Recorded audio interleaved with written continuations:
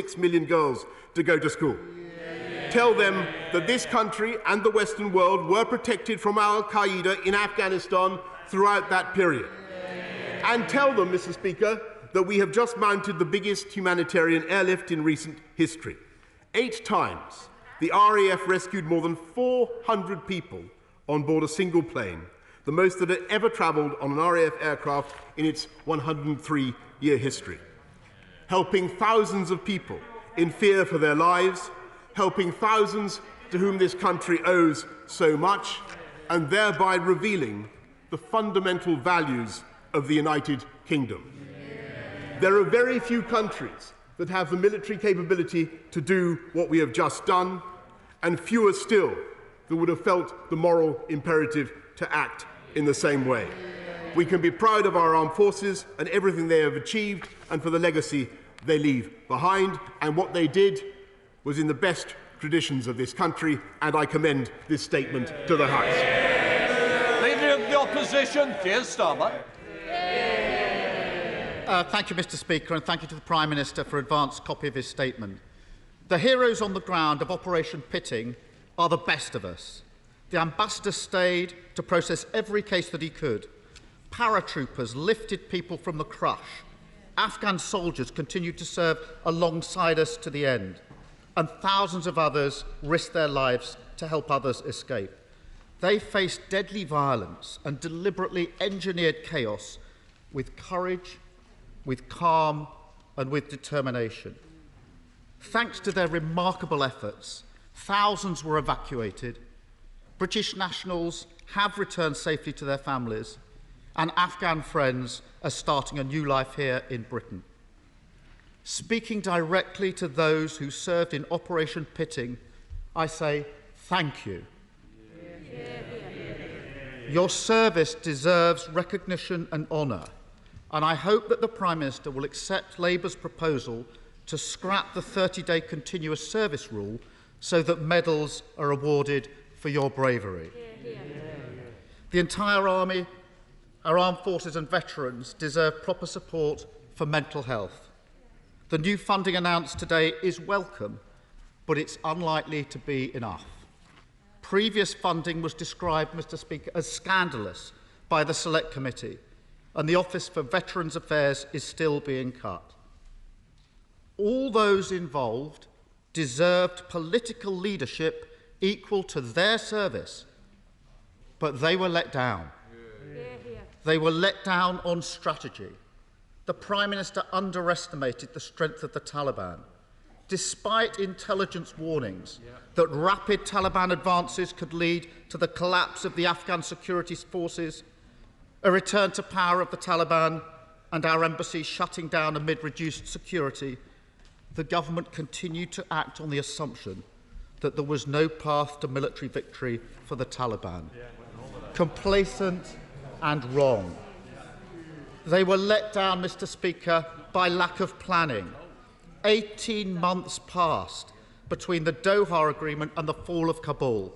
Yet, as the Prime Minister now concedes, only 2,000 of the 8,000 people eligible for the Arab scheme had been brought to Britain. 2,000 of 8,000.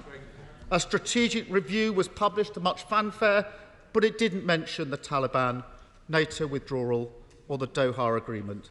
And the Prime Minister only convened a G7 meeting on Afghanistan after Kabul was lost.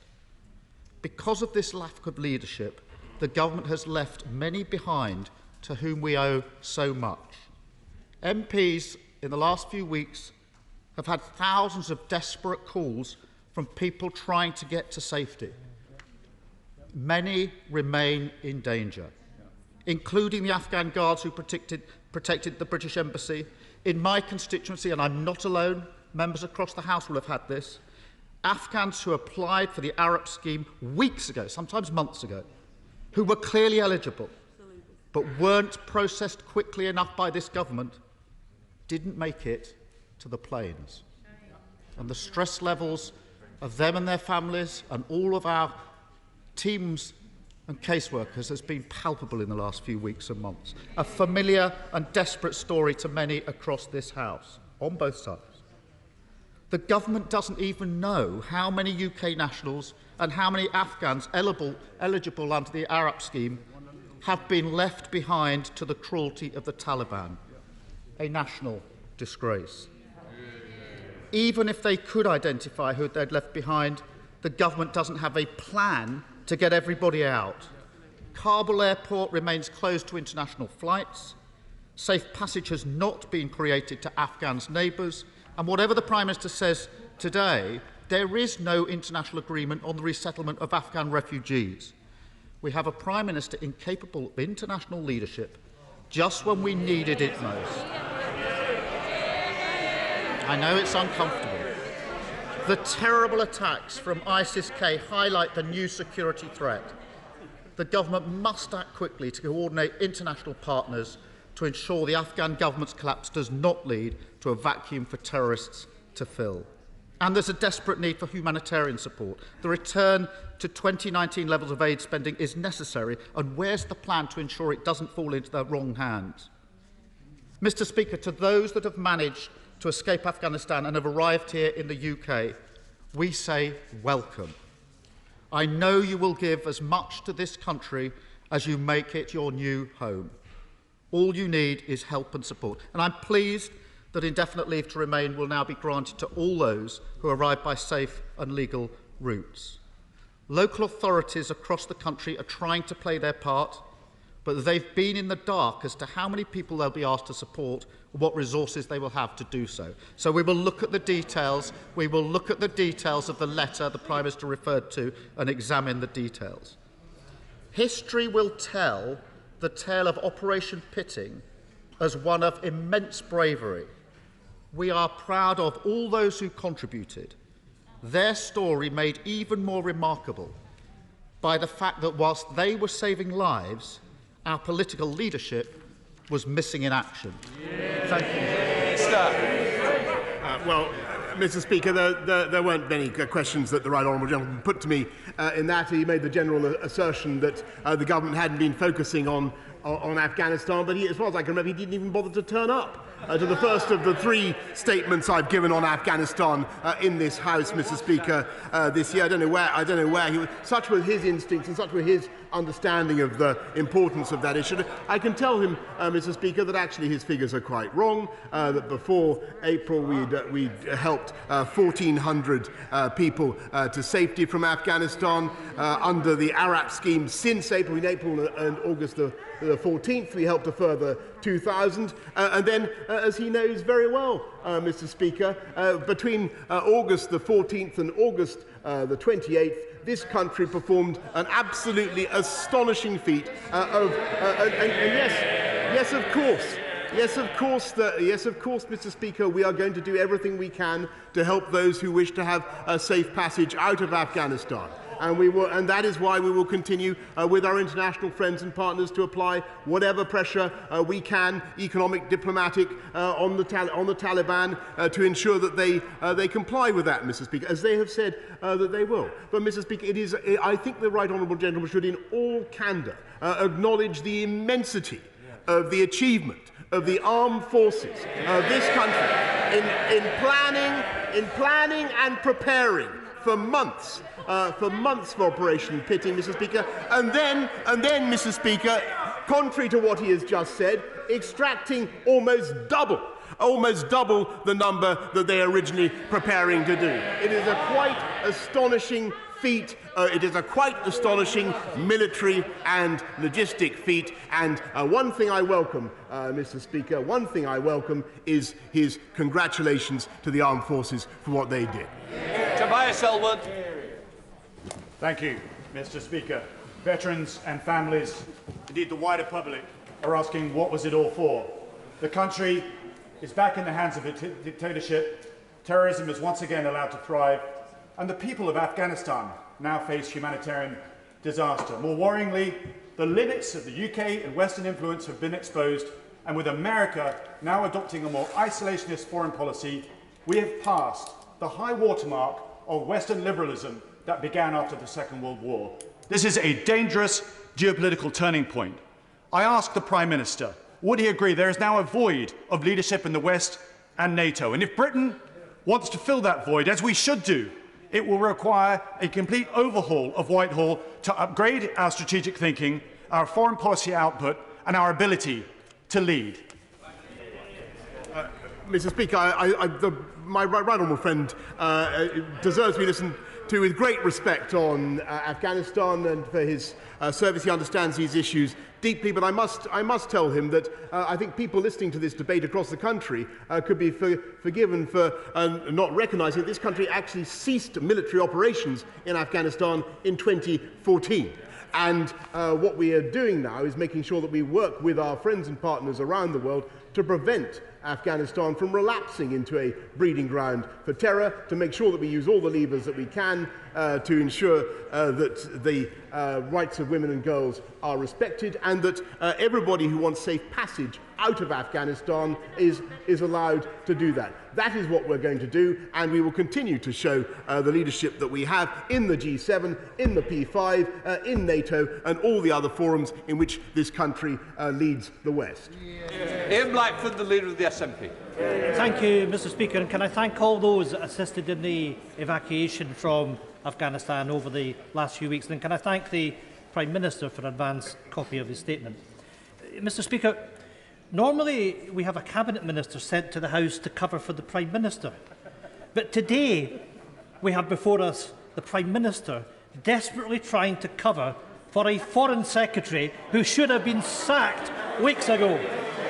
During committee last week, the Foreign Secretary failed to answer even basic questions from my honourable friend, the member for Glasgow South. I genuinely hope that the Prime Minister is better prepared today. Mr. Speaker, there is barely an MP in this House who hasn't submitted urgent and sensitive information to the Foreign Office on UK and Afghan nationals desperate to find safe passage away from the Taliban. It is a disgrace that most of these urgent queries have been left unresolved and unanswered. A disgrace not for us, but for all those who have been left behind, UK and Afghan nationals who are now fearful and in many cases in hiding. Thousands of desperate people we have a debt of responsibility to, have been left with no clarity, no answers and no help. So let me ask the Prime Minister, what assessment has been made of the number of UK nationals left in Afghanistan, and what plans are there to assist them? How many Afghans that qualify under the Arab scheme as interpreters or in other groups who have been left behind? And will the Prime Minister apologise to those who have been left behind, left high and dry, those that the UK has a responsibility to? Last night, in correspondence from Lord Ahmed, the government gave the excuse that delays in evacuating all those with rights were because the Foreign Office had received more correspondence than during COVID. But, Mr. Speaker, there is a fundamental difference. No one knew COVID was coming. The government had 18 months to prepare an exit strategy in Afghanistan. So can the Prime Minister give a firm deadline when the massive backlog of applications will be processed and provide a new target date for when safe passage will be offered to those UK and Afghan citizens? When Parliament was recalled, the Prime Minister publicly agreed to hold a four-nation summit on the UK's responsibility to welcome refugees here. Can I ask the Prime Minister to give us the date when that summit will take place? And finally, with all the talk of cabinet reshuffle, can the Prime Minister guarantee that the Foreign Secretary will finally be sacked in any reshuffle? Or does he intend to reward incompetence? Always, Mr. Speaker, happy to meet representatives of the Scottish Government and other devolved administrations, of course, Mr. Speaker. But he asked some specific questions about the handling of requests from those still in Afghanistan.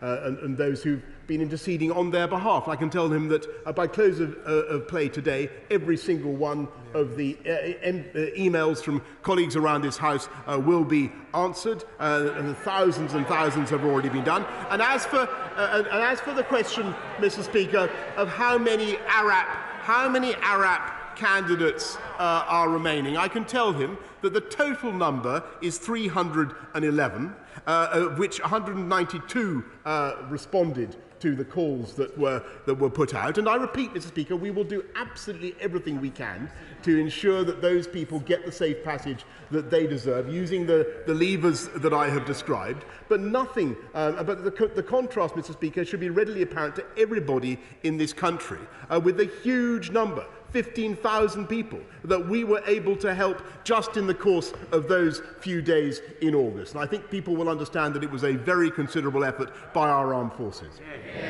Just to help the House, we'll be running this to around 4:45. Not everybody's going to get in.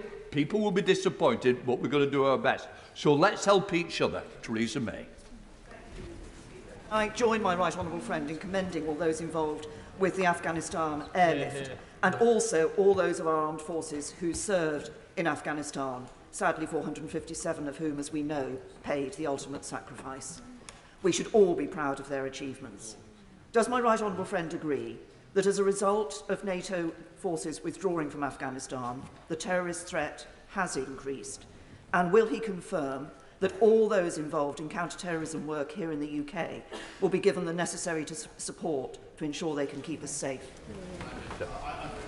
Thank my right honourable friend, and I know how much work she has done in her career to protect this country and to assist in counter-terrorism. Mr. Speaker, I can give her note that we have no direct information as yet of any increase to the threat, Mr. Speaker, but I can assure her and the House that every effort will be made to make sure that our counter-terrorist agents have the resources they need to keep us safe. Debbie. Mr. Speaker, I've received hundreds of emails from constituents about Afghanistan, and I have British nationals in Afghanistan, a husband and his pregnant wife.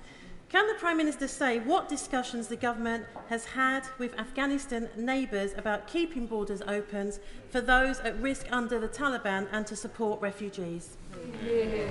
Prime Minister. Thank you very much, and I'm sure that many colleagues around the House will be asking similar questions. I can tell her that my right honourable friend, the Foreign Secretary, has been talking to the government in Pakistan and other regional countries about what we can do to assist them, as I've described. And as she knows, we have, in addition to the ARAP programme, we have the Afghan settlement programme running up to 20,000 over the next few years.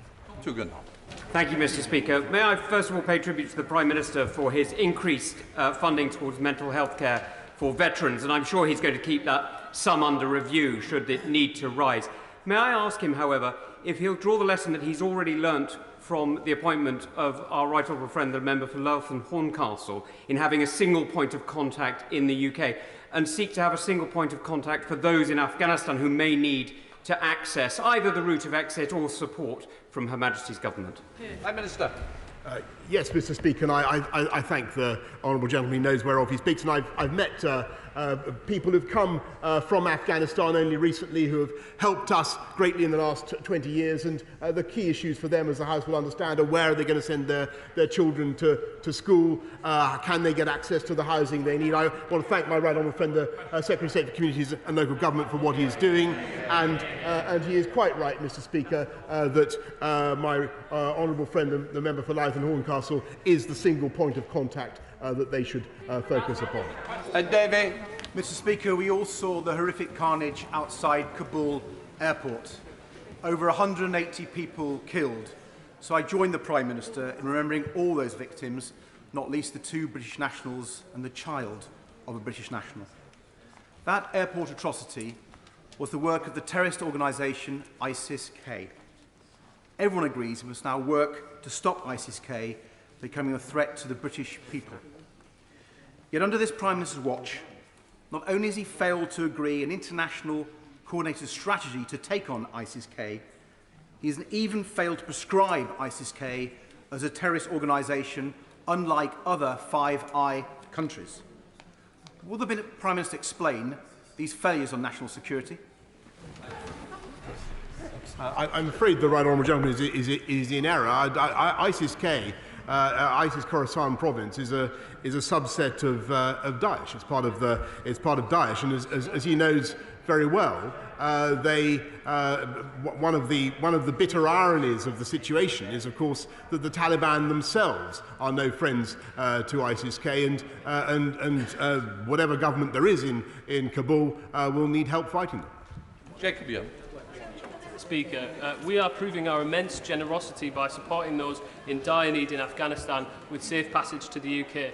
But our ability to do so is strained by the continuing uncontrolled illegal migration on the English Channel. What more can the government do to prevent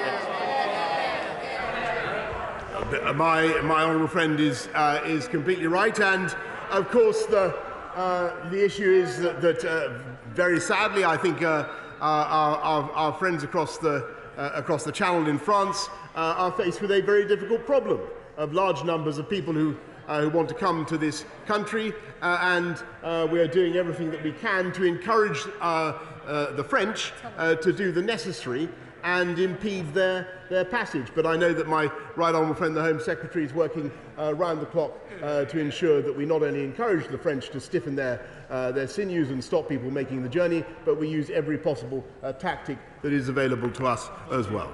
John MacDonald. Could I ask the Prime Minister to raise a constituency matter with the Prime Minister? I've had over 800 Afghani local families contact me about their concerns about their relatives in Afghanistan, and we now have the thousands that are coming to this country, largely coming through Heathrow, and being quarantined in about 7 hotels in my constituency. There's a real anxiety that on past performance of what's happened with asylum seekers in hotels in our constituency, they could be trapped in those hotels for quite a long time to come. What I'd like the Minister to arrange is for a meeting with myself and the relevant minister or officials to discuss the plan for the support for those families, because I welcome, like everybody else, and my community does too, the support for those families, but also the long-term relocation plan to make sure that they have all that they can to settle here for the future. Thank you, Mr. Speaker. Well, the right honourable gentleman is right to draw attention to the issue. Some councils have responded magnificently, notably in the East Midlands and elsewhere. I know that my right honourable friend is putting, for CLG, is putting substantial funding in place, Mr. Speaker, but if he wants a further meeting, I have no doubt that the relevant minister will be only too happy to oblige. Siobhan Bell. Mr. Speaker, I am working with incredible Stroud constituents who are dedicating their time to helping Afghan families under threat. These people are in hiding. The Taliban have been going door to door looking for them. Border options are dangerous and constantly changing. They are absolutely terrified. Prime Minister, will you ensure and help me to show these families that they should not lose hope, and help us as MPs provide timely and credible information about safe passage options? Yes, of course, Mr. Speaker, and my honourable friend is entirely right in what she says, but that is why we're going to continue to put all the pressure that we can on the Taliban to ensure safe passage for the groups that I have described, and we're joined in that by friends and partners around the world. Can I join with the tribute to our armed forces who have worked so hard? There are still people being persecuted and hunted by the Taliban because they worked for the UK government, but through contractors, not as direct employees. And they haven't had replies to their ARAP applications, and the rumour circulating is that they may have to wait for the resettlement scheme, but also that the places on the resettlement scheme many of them have already been allocated and that the scheme is almost full. Could he clarify the situation for those people? Also tell us whether some of the resettlement scheme places have been pre-allocated, and if so, how many? And say what will be done for those contractors as well as direct employees who we owe an obligation to.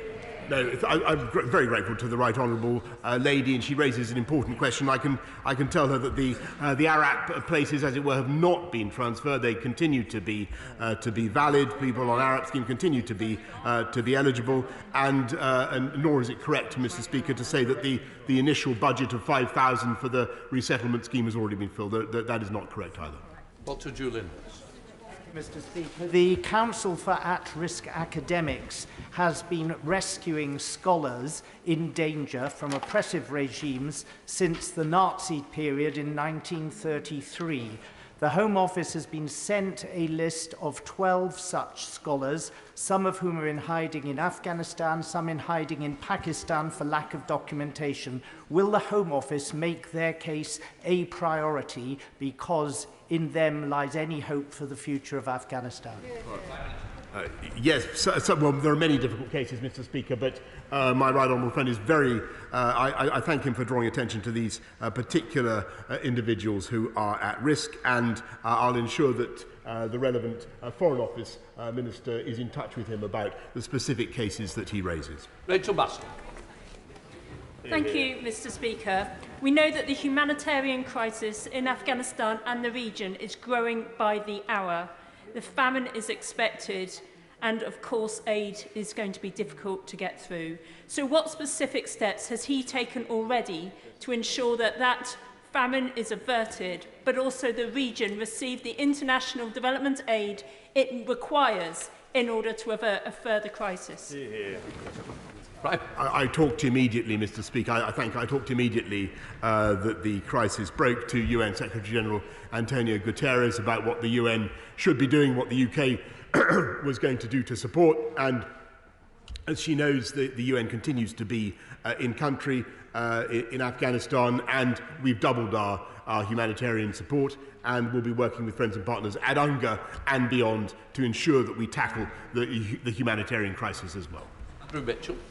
Thank you, Mr. Speaker. Certainly the last months has seen the shattering of many illusions, but does my right honourable friend agree that if we are tonight to help the people of Afghanistan, millions of whom are out in the open and will not be fed, we need to make sure that the whole international community focuses on doing so through the mechanism of the United Nations and probably through the traditional mechanism of a regional contact group, and that Britain, through its experience on these matters, through its membership of the UN Security Council, through its G7 chairmanship, is now in a pivotal position to help those people I mentioned.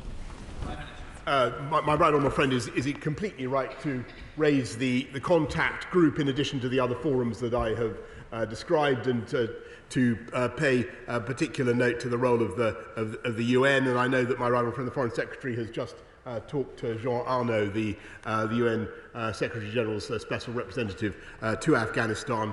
I think that the contact group is a vital part of the way we should coordinate our efforts.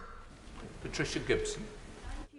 Mr. Speaker, 80% of the world's heroin and opium supply originates in Afghanistan, providing the Taliban with more than half its income and causing untold misery across the world.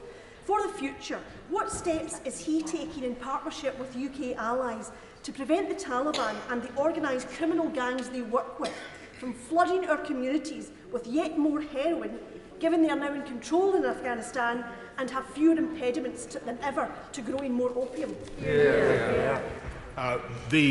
Sadly, Mr. Speaker, the rate of production and export of heroin, of opium from Afghanistan has been increasing in recent years, and I think the figure is actually even higher now in terms of global output than the one that the Honourable Lady suggests. And what is needed is, of course, to insist that the Taliban stop this, that they don't allow Afghanistan to continue to be a narco state. But the way to fight heroin consumption in this country is to have a strong crime-fighting institution such as the National Crime Agency. I was privileged to see the work of our United Kingdom's crime fighters doing fantastic work near Glasgow. Steve Double. Mr. Speaker, the Prime Minister will be aware that as a result of the NATO withdrawal from Afghanistan, there is great concern that the terrorist threat to this country has increased. So can he reassure the people of this country that we maintain not only the military capability but also the political will to take whatever action is necessary against groups like ISIS-K to keep this country safe? My honourable friend makes an extremely important point, a question that I think a lot of people will have formed in their minds, and I know my right honourable friend, the Defence Secretary, has answered this before, but of course we keep those options on the table, and of course the Taliban are aware of that. Dave Meghill, yeah. Thank you, Mr. Speaker. Mr. Speaker, there are many barriers facing people already in the immigration system coming through. One is that some of my constituents have spouses and children whose original documents are with the Home Office and they only have photocopies. And another, of course, is the English language test. Is he and the Home Secretary proposing any movement on those issues in order to support people, particularly those already in the system, to get here as quickly as possible?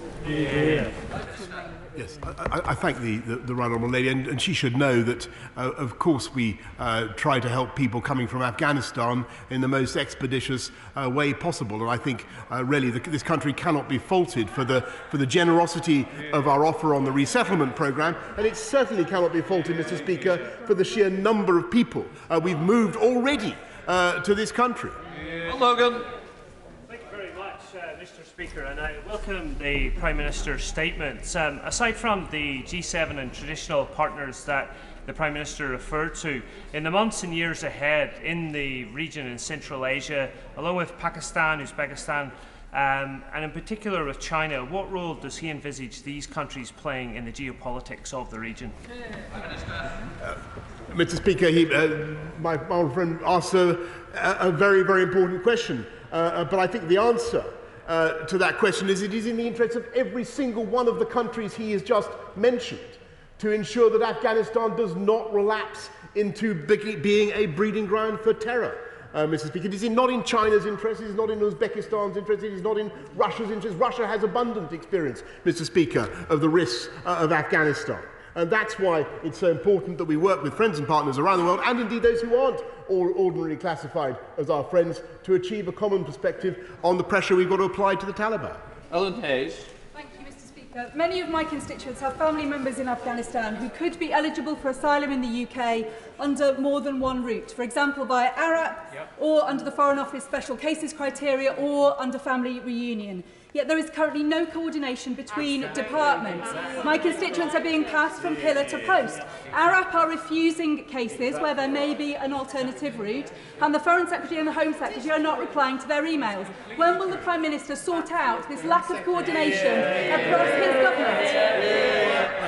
Well, Mr. Speaker, I must reject that in the strongest possible terms, because I want to pay. Because the House has paid tribute, quite rightly, Mr. Speaker, to the work of the armed services over the last few weeks and months. But I think they should also pay tribute to the Foreign Common and Development Office, a rapid reaction team who went out to Afghanistan. They should pay tribute to the Border Force, officials who went out there and who worked hand in glove to help thousands of people come to this country in safety. Mark Harper. Mr. Speaker, in terms of protecting our country now that the risk from terrorists has undoubtedly increased, what is the Prime Minister's assessment, not just of the Taliban's willingness to deal with terrorists operating in Afghanistan, but actually their capability to deal with that terrorist threat, given what we saw from ISIS-K just a week or so ago? My right honourable friend is right to draw attention to the risks that the Taliban are themselves running, because they now possess the government of Afghanistan, and it is their responsibility, and they clearly face that threat from ISK and indeed potentially other groups. And of course, they will do everything, I imagine, to protect the public. But in the end, Mr. Speaker, we have to face the reality that the Taliban have now got the problem. We will do everything we can, of course, to ensure that we guard against future outbreaks of terrorism from that country, but it is in the interest of the new government of Afghanistan to crack down on terrorism as much as anybody else. Sybil Roberts. Under the Nationality and Borders Bill, an Afghan woman who flees with her children and arrives in Britain by an irregular route won't be welcomed. She'll be criminalised. Wales has declared our role in the world to be as a nation of sanctuary. Will he withdraw the Borders Bill to enable us to fulfil our ambition and to make that warm welcome he spoke about? No, I can't accept what the honourable lady has said, because this country has been extremely more generous than most countries around the world, not just in bringing people immediately from Afghanistan, but in setting out a safe and legal route for 20,000 more to come. And that is a big number, and the route for those people is clear. Mr. Speaker, I'm very pleased to hear about the Operation Warm Welcome, and Wiltshire, my county, is home to many thousands of British soldiers who have served with Afghan colleagues over the last 20 years. And I hope the Prime Minister will join me in congratulating Wiltshire Council and the communities of Wiltshire, including the military communities, for the welcome that they are offering to those refugees. And will he assure the House that councils across the country will get the resources they need to support those evacuees? Yes, I thank him, and of course I congratulate Wiltshire Council for what they are doing, as I congratulate all councils who are stepping up to the plate and helping Afghans to settle and to integrate at this time. But what I can tell him is that Wiltshire Council and all other councils involved will get the support and funding they need. Richard Bergen.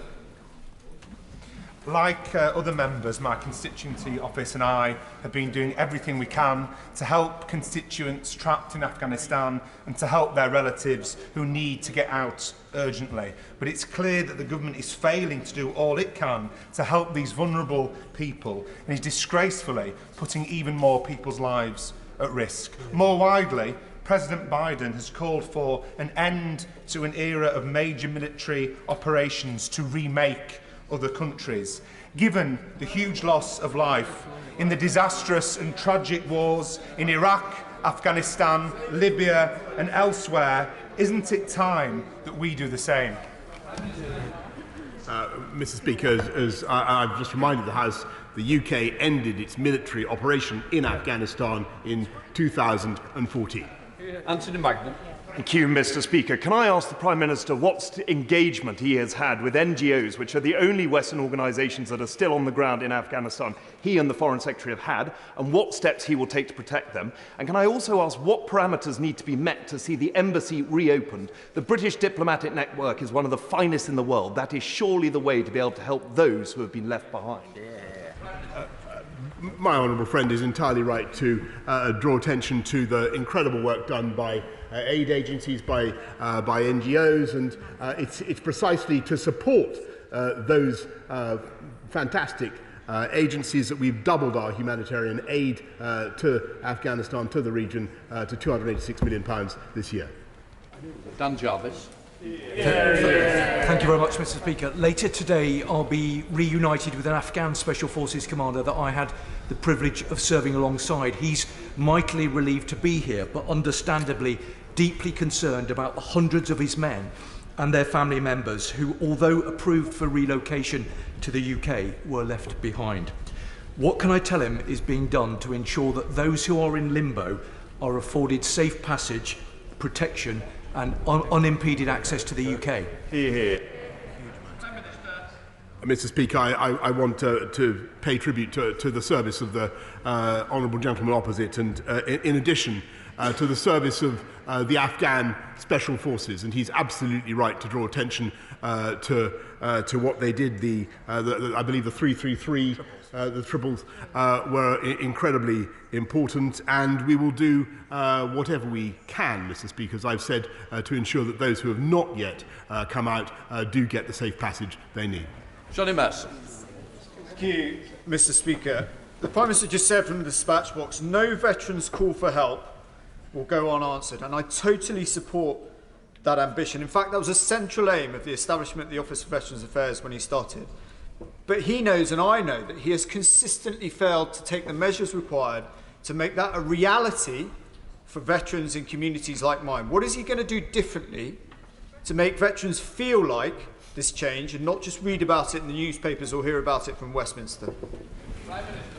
I thank my honourable friend for the work that he did as Minister for Veterans Affairs, and indeed for his service in Afghanistan, and I believe that he underestimates gravely underestimates what this country has done. And just today on veterans' mental health, Mr. Speaker, the House will have heard the further support that we're offering. But this is a government that is absolutely determined to support our veterans, and that's why we passed the Overseas Operations Bill and will continue to take steps to protect the veterans of this country.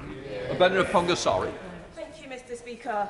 I have cases involving over 300 people who are still stranded in Afghanistan, and despite raising every case with the FCDO and the Home Office, I'm yet to receive a substantial response. Not one. My constituents are desperate for information on how to travel to third countries and when the full resettlement scheme will be launched. Will the Prime Minister meet with me to discuss these urgent cases and promise that every email will receive a proper response from the relevant department? I thank her. I expect that she speaks for many colleagues around the House who are like me, who will have received messages from those who wish to leave Afghanistan. But I just repeat what I said earlier on, Mr. Speaker, that every single email from colleagues is being responded to by close of play today. Peter Byrne. Thank you, Mr. Speaker. And like many members, I've had emails from Afghans in this country worried about their people back in Afghanistan. And the Home Office and the Foreign Office have managed to get some of those people relocated. But I had the extraordinary situation, sir, where I had an email, a very detailed email, about these Afghans who had been persecuted, who had worked for the British, and it was very detailed, and they produced all the documentation. Then the following day, my constituent wrote to me and said, "I'm really sorry. It's a complete lie. These people are Taliban, and I can't go through with this masquerade." I just wonder, sir, whether we should be on a guard against getting such people into this country. My honourable friend will be relieved, I'm sure, like many people in this House, to know that from the very beginning of pitting and the Arab scheme and all the subsequent schemes that we've put in place, the very highest possible security checks have been instituted to make sure that people are who they say they are, and that we receive to this country the people who genuinely deserve to come here. Stephen Furry. Mr. Speaker, can the Prime Minister clarify the current situation that applies to those Afghans who were in this country and in our asylum system prior to the fall of Kabul? Will they too be given indefinite leave to remain? And surely there is no circumstances in which they would be forced to return to Afghanistan? Mr. Speaker, I'm grateful you raised an important point, but many of these individuals will already be going through procedures in the courts, and we can't interrupt them, so those will go on. David Davis.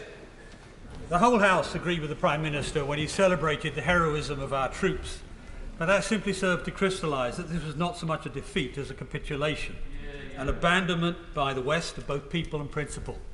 Can I ask the Prime Minister whether he believes Tony Blair was right this morning when he said the Western leadership was naive to believe that countries could be remade?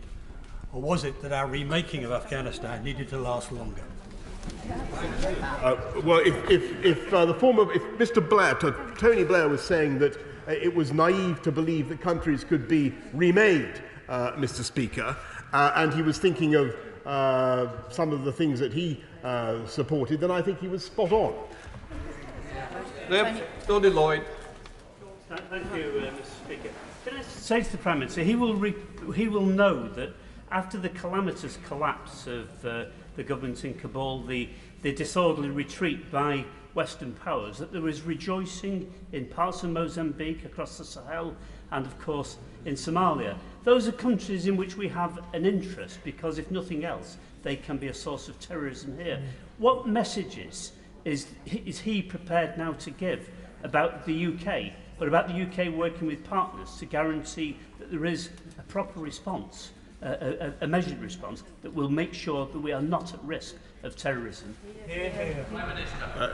Mr. Speaker, the honourable gentleman is focusing on exactly the right question and on exactly the right response from the Western world, and indeed the whole global community. We need to work together to ensure that as far as we possibly can, we condition the new government, new authorities in Kabul to understand that Afghanistan can't just slide back into being a cesspit of terror, and that's our effort today.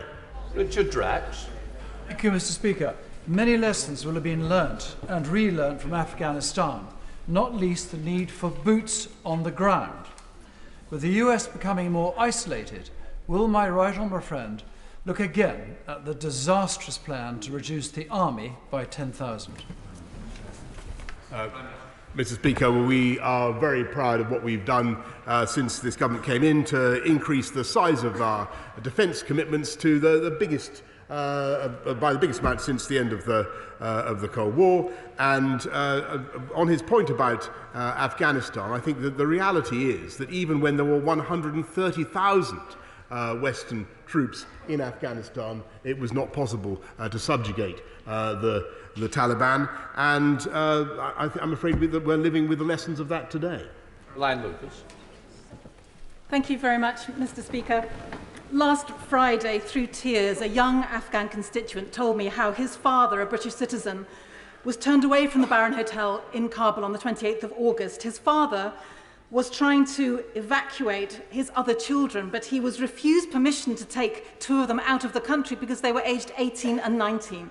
Can the Prime Minister imagine the pain of that kind of family separation? So all of them have stayed in Kabul at huge risk to themselves. Will he look again at the rules of family reunification and finally make it possible for families to stay together and not to have to face this terrible, terrible choice? Well, Mr. Speaker, I know the whole House will be full of sympathy to the family that she describes and the heartbreak that they must have felt, and I'm sure there are many cases in Kabul right now.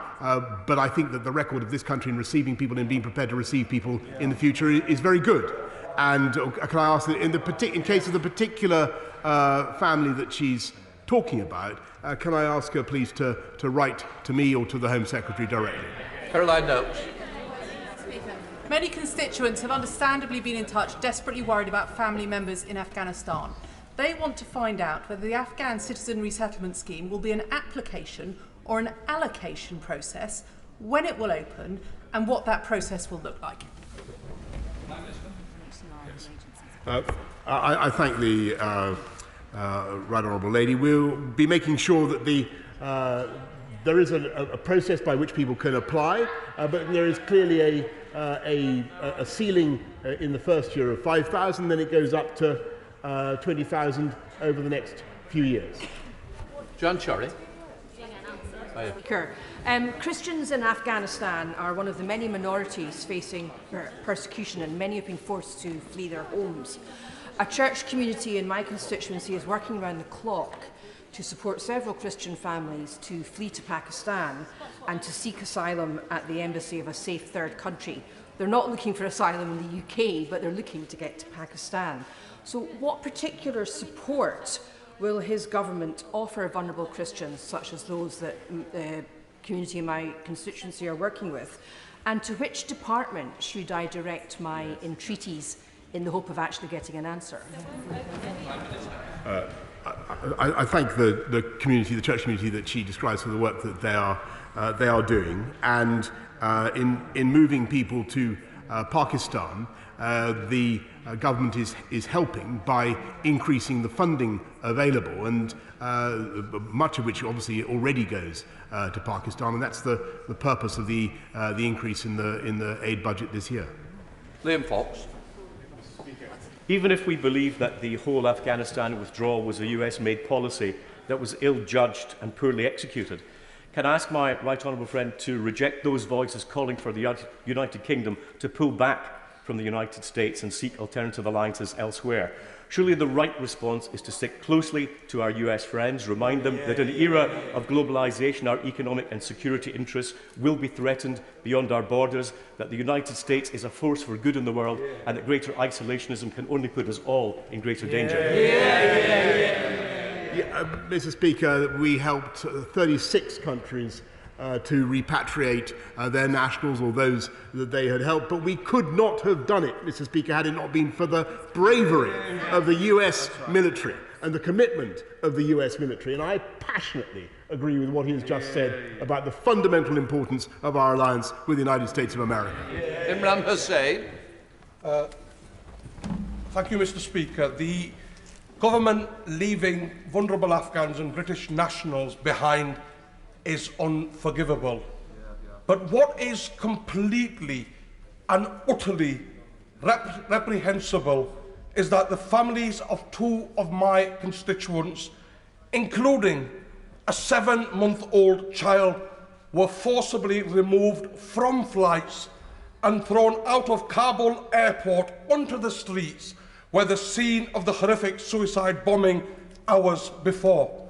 Mr. Speaker, I am absolutely furious, and I want to ask the Prime Minister, how on earth was this potentially fatal decision allowed to happen even after I raised these matters with ministers sat to his left and his right? And how many others were ejected from the airport into harm's way? And just what does he have to say to the families that the government has now put in grave danger?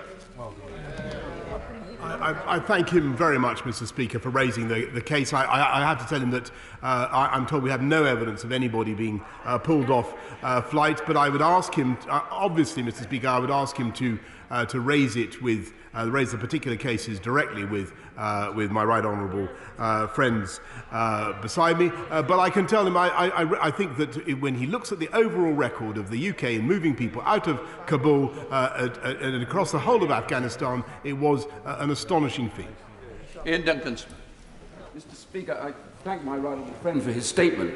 Can I ask whether or not he's noticed that the Chinese government, since our departure from Afghanistan, has used Afghanistan to up its threats on Taiwan with hundreds of overflights, threatening them and telling them when the war comes, the US will not be there to support them. Could my right honourable friend take this opportunity from the dispatch box to say to the Taiwanese and others, we fully support their right to democracy, self-determination, and we will be there to support them no matter what the Chinese say, and could we persuade the Americans to do the same?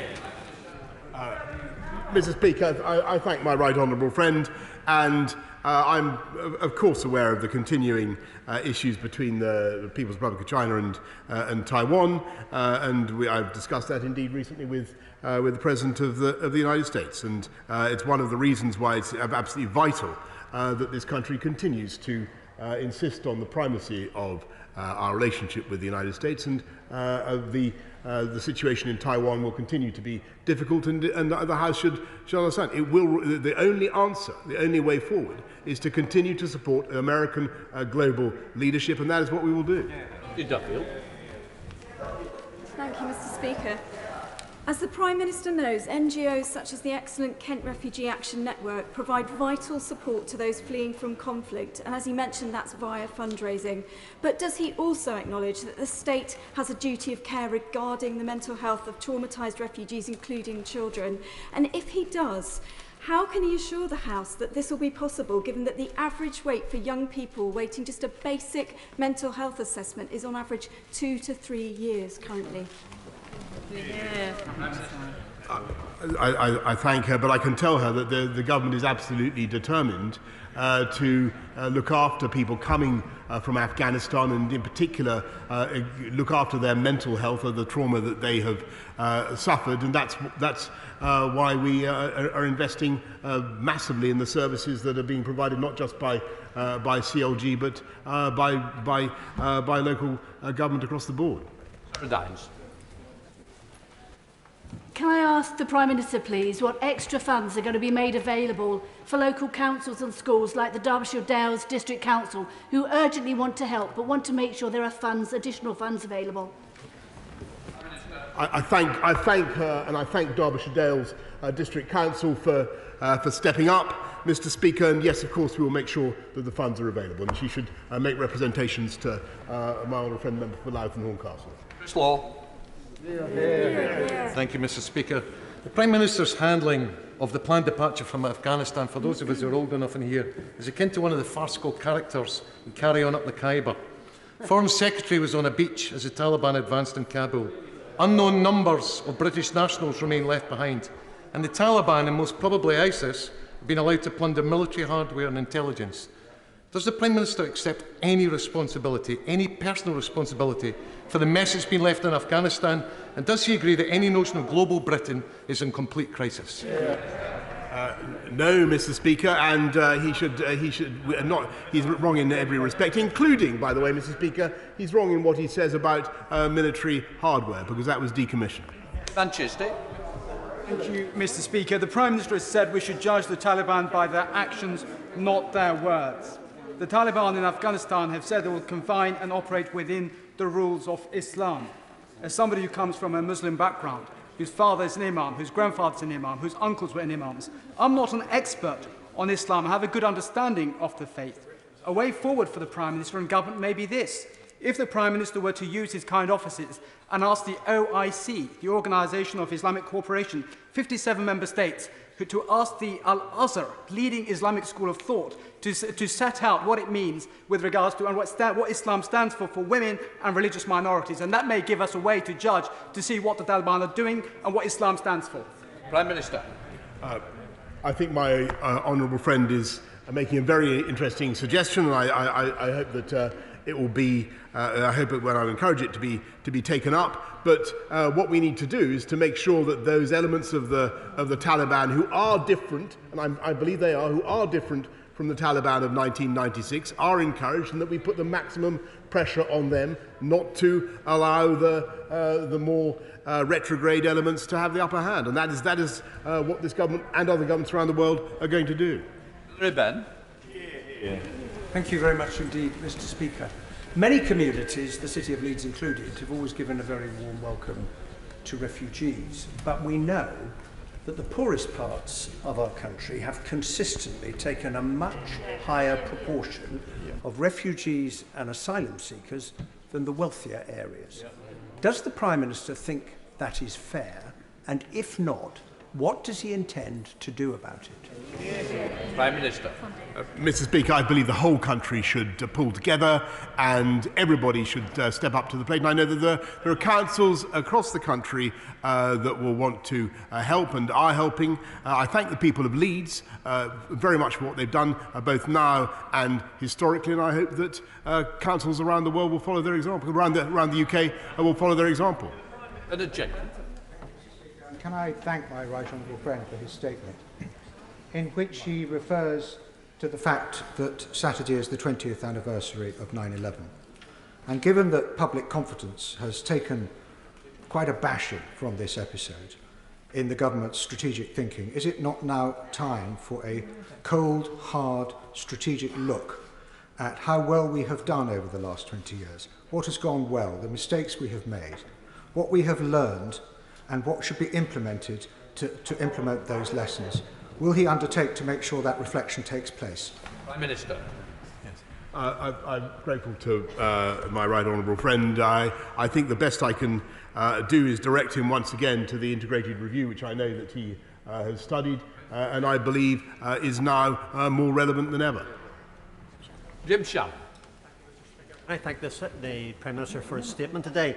Is the Prime Minister aware that there is a desire within industry to help provide refugees with housing and jobs? Two firms in my constituency, for instance, Walbrook Foods and Mass Direct, are very keen and willing to give the jobs to the Afghanis and are also have the access to private housing.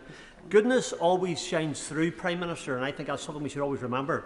What steps can the Prime Minister give via the Treasury to help assist and incentivise firms who want to help those who served alongside British forces and whose lives are at risk for their commitment to freedom and democracy in Afghanistan? Thank you.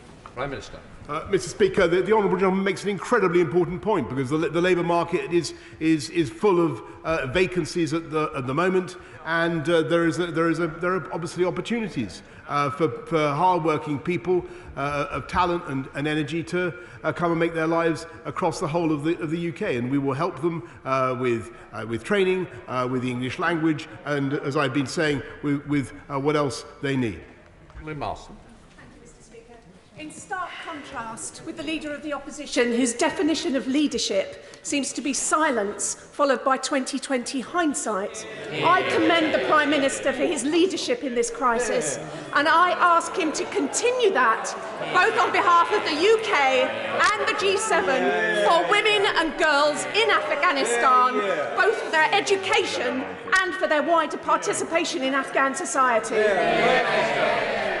I thank my honourable friend, and I have to say, and I think that the UK, together with our German friends, our Italian friends, our French friends, our American friends, are pulling together with all our G7 colleagues and others, are pulling together to forge a collective global view as far as we possibly can about how to deal with the new regime in Kabul. And it's by working together that we will get the best results. And the UK, as the whole House knows, is in pole position in all the key institutions, and we will continue to exercise that role.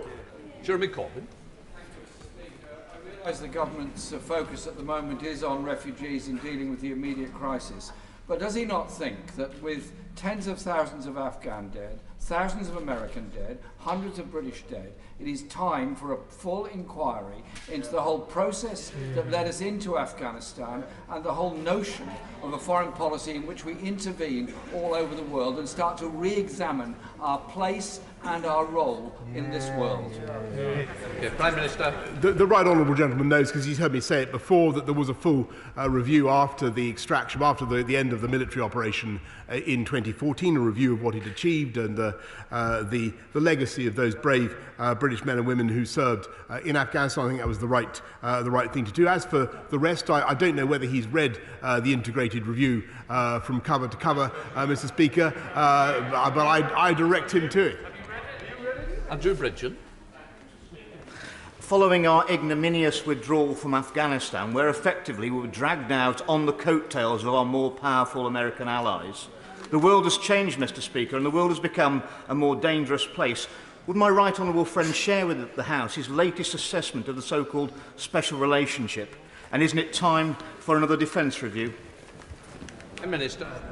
Mr. Speaker, I thank my honourable friend. And his trenchant views I often agree with, but I think in this case the special relationship is basically, Mr. Speaker, I think I called it at Carbis Bay the irreplaceable or the indestructible relationship. I can't remember exactly what phrase I used, but that is what it is. It is a basic geopolitical fact, and on the special relationship rests much of the security of the last 100 years, and it will continue to be of cardinal importance to this country, and that is a fact that is as understood in Washington as it is in this country. Into Kyle. The Prime Minister has turned his back on the EU. Washington has turned its back on him. Can you tell us, since he became Prime Minister and stood on a platform of global Britain, where does Britain have more influence than before he became Prime Minister? Prime Minister. I'm delighted to say, Mr. Speaker, that thanks to virtually everywhere is the answer to that, Mr. Speaker. But across the because we are able.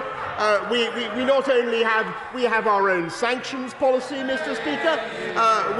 We've been able to set up embassies and legations, new ones around the world, in the South Pacific, in Africa, where we are opening up, Mr. Speaker. And Mr. Speaker, we are doing free trade deals. I think a total of 63 so far, Mr. Speaker. And who knows? Maybe there'll even be another one this week, Mr. Speaker. That's it. Thank you, Mr. Speaker. As the Prime Minister will be aware, that the majority of people who came to this country from Afghanistan came via Birmingham Airport to my constituency. Will my right honourable friend join me in commending the team at Birmingham Airport, Solihull Council, third sector organisations like Entrade at Three Trees Community Centre, who welcome nearly 1,000 people a day, and sometimes many, many children and young babies? Prime Minister. Yes, Mr. Speaker. I had the opportunity to thank the troops the other day, but I want to thank everybody who's been involved, the Border Force officials, everybody in the councils who's been at the front line of dealing with this crisis. I think they've done it with exceptional humanity and compassion. Thank you, Mr. Speaker. I've sent 143 Afghans who are connected with my constituency through to the Foreign Secretary and to the Defence Secretary and the Home Secretary. I got them in the wrong order, but anyway, all three of them, because there are three different channels.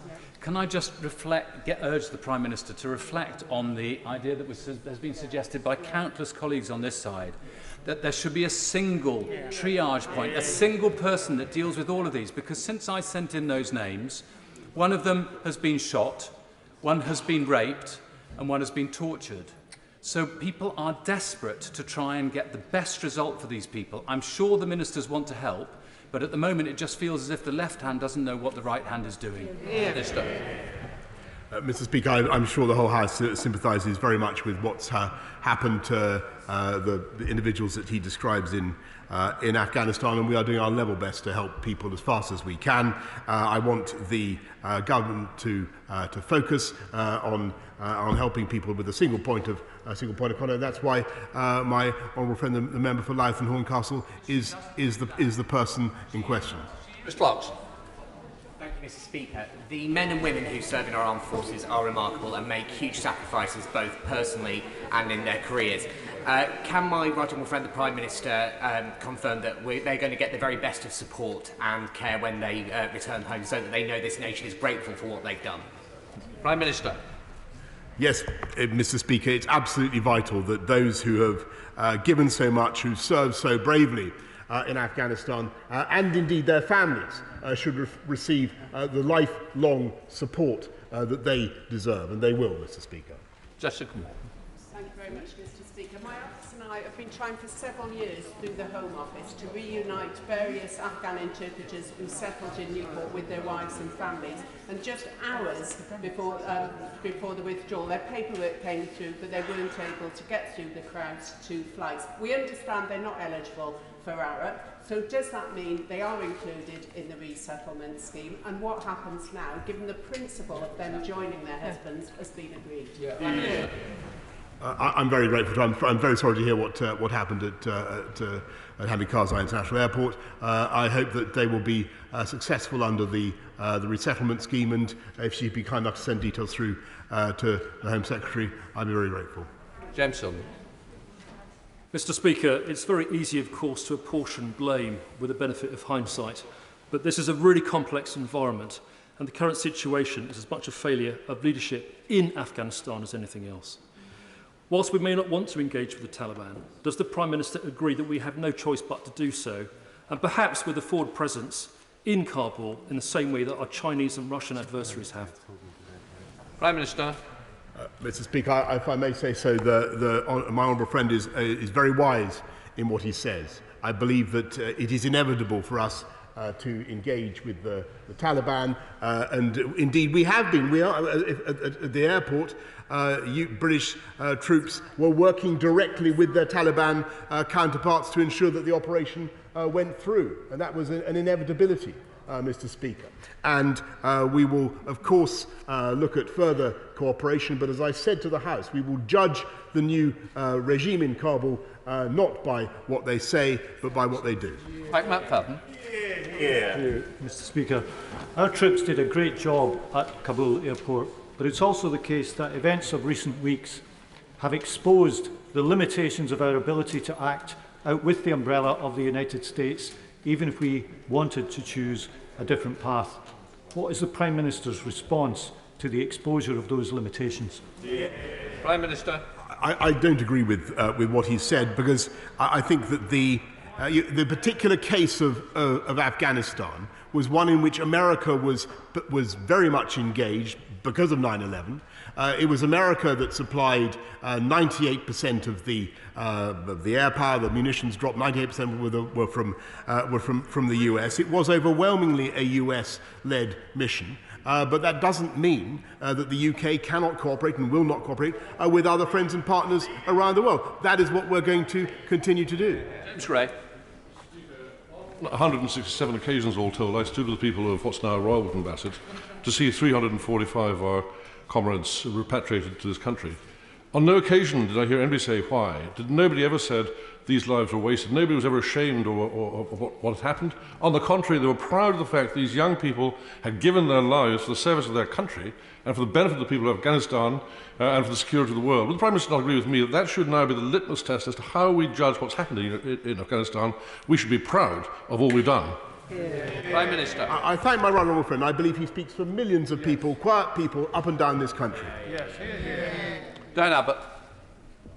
Prime Minister will be aware that the entire House is united in offering our respect and our congratulations to the people at the grassroots who made that evacuation of British passport holders and Afghans possible in recent weeks. But the Prime Minister must also be aware how difficult it has been to get responses from government departments on behalf of our constituents who are terrified about their relatives and want to arrange for safe passage for their relatives.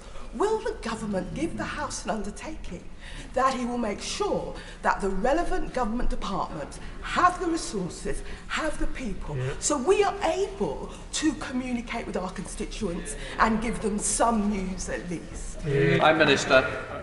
I thank her, and she's really repeating a point that's been made up and down across the House by many colleagues this afternoon. But I think that the work so far has been extraordinary. I pay tribute to the speed with which British officials have done their best to respond, and every email, as I said, Mr. Speaker, will be answered by tonight. There's some didn't get in, and hopefully we can pick those up in the next statement from the Foreign Secretary. Call the Foreign Secretary. Good night, John.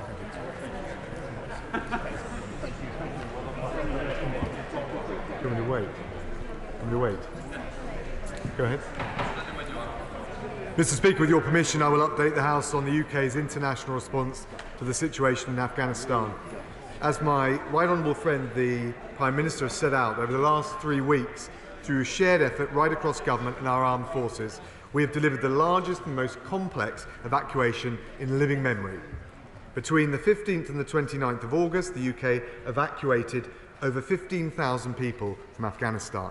And that includes over 8,000 British nationals, close to 5,000 Afghans who loyally served the UK, along with their dependents, and around 500 special cases of particularly vulnerable Afghans, including achieving scholars, journalists, human rights defenders, campaigners for women's rights, judges, and many others. Of course, the work to get people out didn't start on the 15th of August. The SCDO advised British nationals to leave the country in April and then again on the 6th of August. We estimate that around 500 did so. At the same time, the government launched the ARAP scheme for interpreters and other Afghan staff, getting over 1,900 out before the airlift began on the 15th of August. Now, as the security situation deteriorated, we accelerated that process throughout July and early August. In total, since April, we've helped over 17,000 people leave. And I want to place on record my thanks and pay tribute to the Herculean efforts of our troops, our diplomats, our civil servants, who have done an incredible job in the toughest of conditions. And as we remember their efforts, we also remember those of UK armed forces who paid the ultimate sacrifice in Afghanistan, trying to make that country a better place for the Afghan people. Mr. Speaker, now that the evacuation has ended, we have moved into a new phase. We stand by our commitment to support those who have worked for us and to take all remaining eligible cases. Securing their safe passage out of the country is an immediate priority. We're working through our diplomatic channels to that end. And of course, the Taliban have given assurances that they will provide safe passage for foreign nationals and those eligible Afghans who wish to leave. So on the 30th of August, the UN Security Council passed Resolution 2593, driven by the UK alongside the US and France, affirming the international community's expectation requirement that the Taliban should follow through on the assurances that they've given. Last week, I visited Qatar and Pakistan. In Qatar, I met with the Emir and their Deputy Prime Minister and Foreign Minister, Sheikh Mohammed, to discuss safe passage alongside the international community's wider approach to dealing with the Taliban. We discussed ongoing efforts to re-establish flights at Kabul airport, where Qatari technical staff are working on the ground, and see how we can cooperate in handling the organisation of future flights. I also announced our new non-resident chargé d'affaires for Afghanistan, Martin Longdon, who is now working out of Doha. In Pakistan, I met with Prime Minister Khan and Foreign Minister Qureshi to discuss safe passage via third countries and the importance of holding the Taliban to its commitments. I also announced that we're sending £30 million of support to Afghanistan's neighbours. This will provide life-saving support for refugees, including shelters, household necessities, sanitation and other hygiene facilities. At the same time, I dispatched last week a new rapid deployment team to the region with an extra 22 staff in total.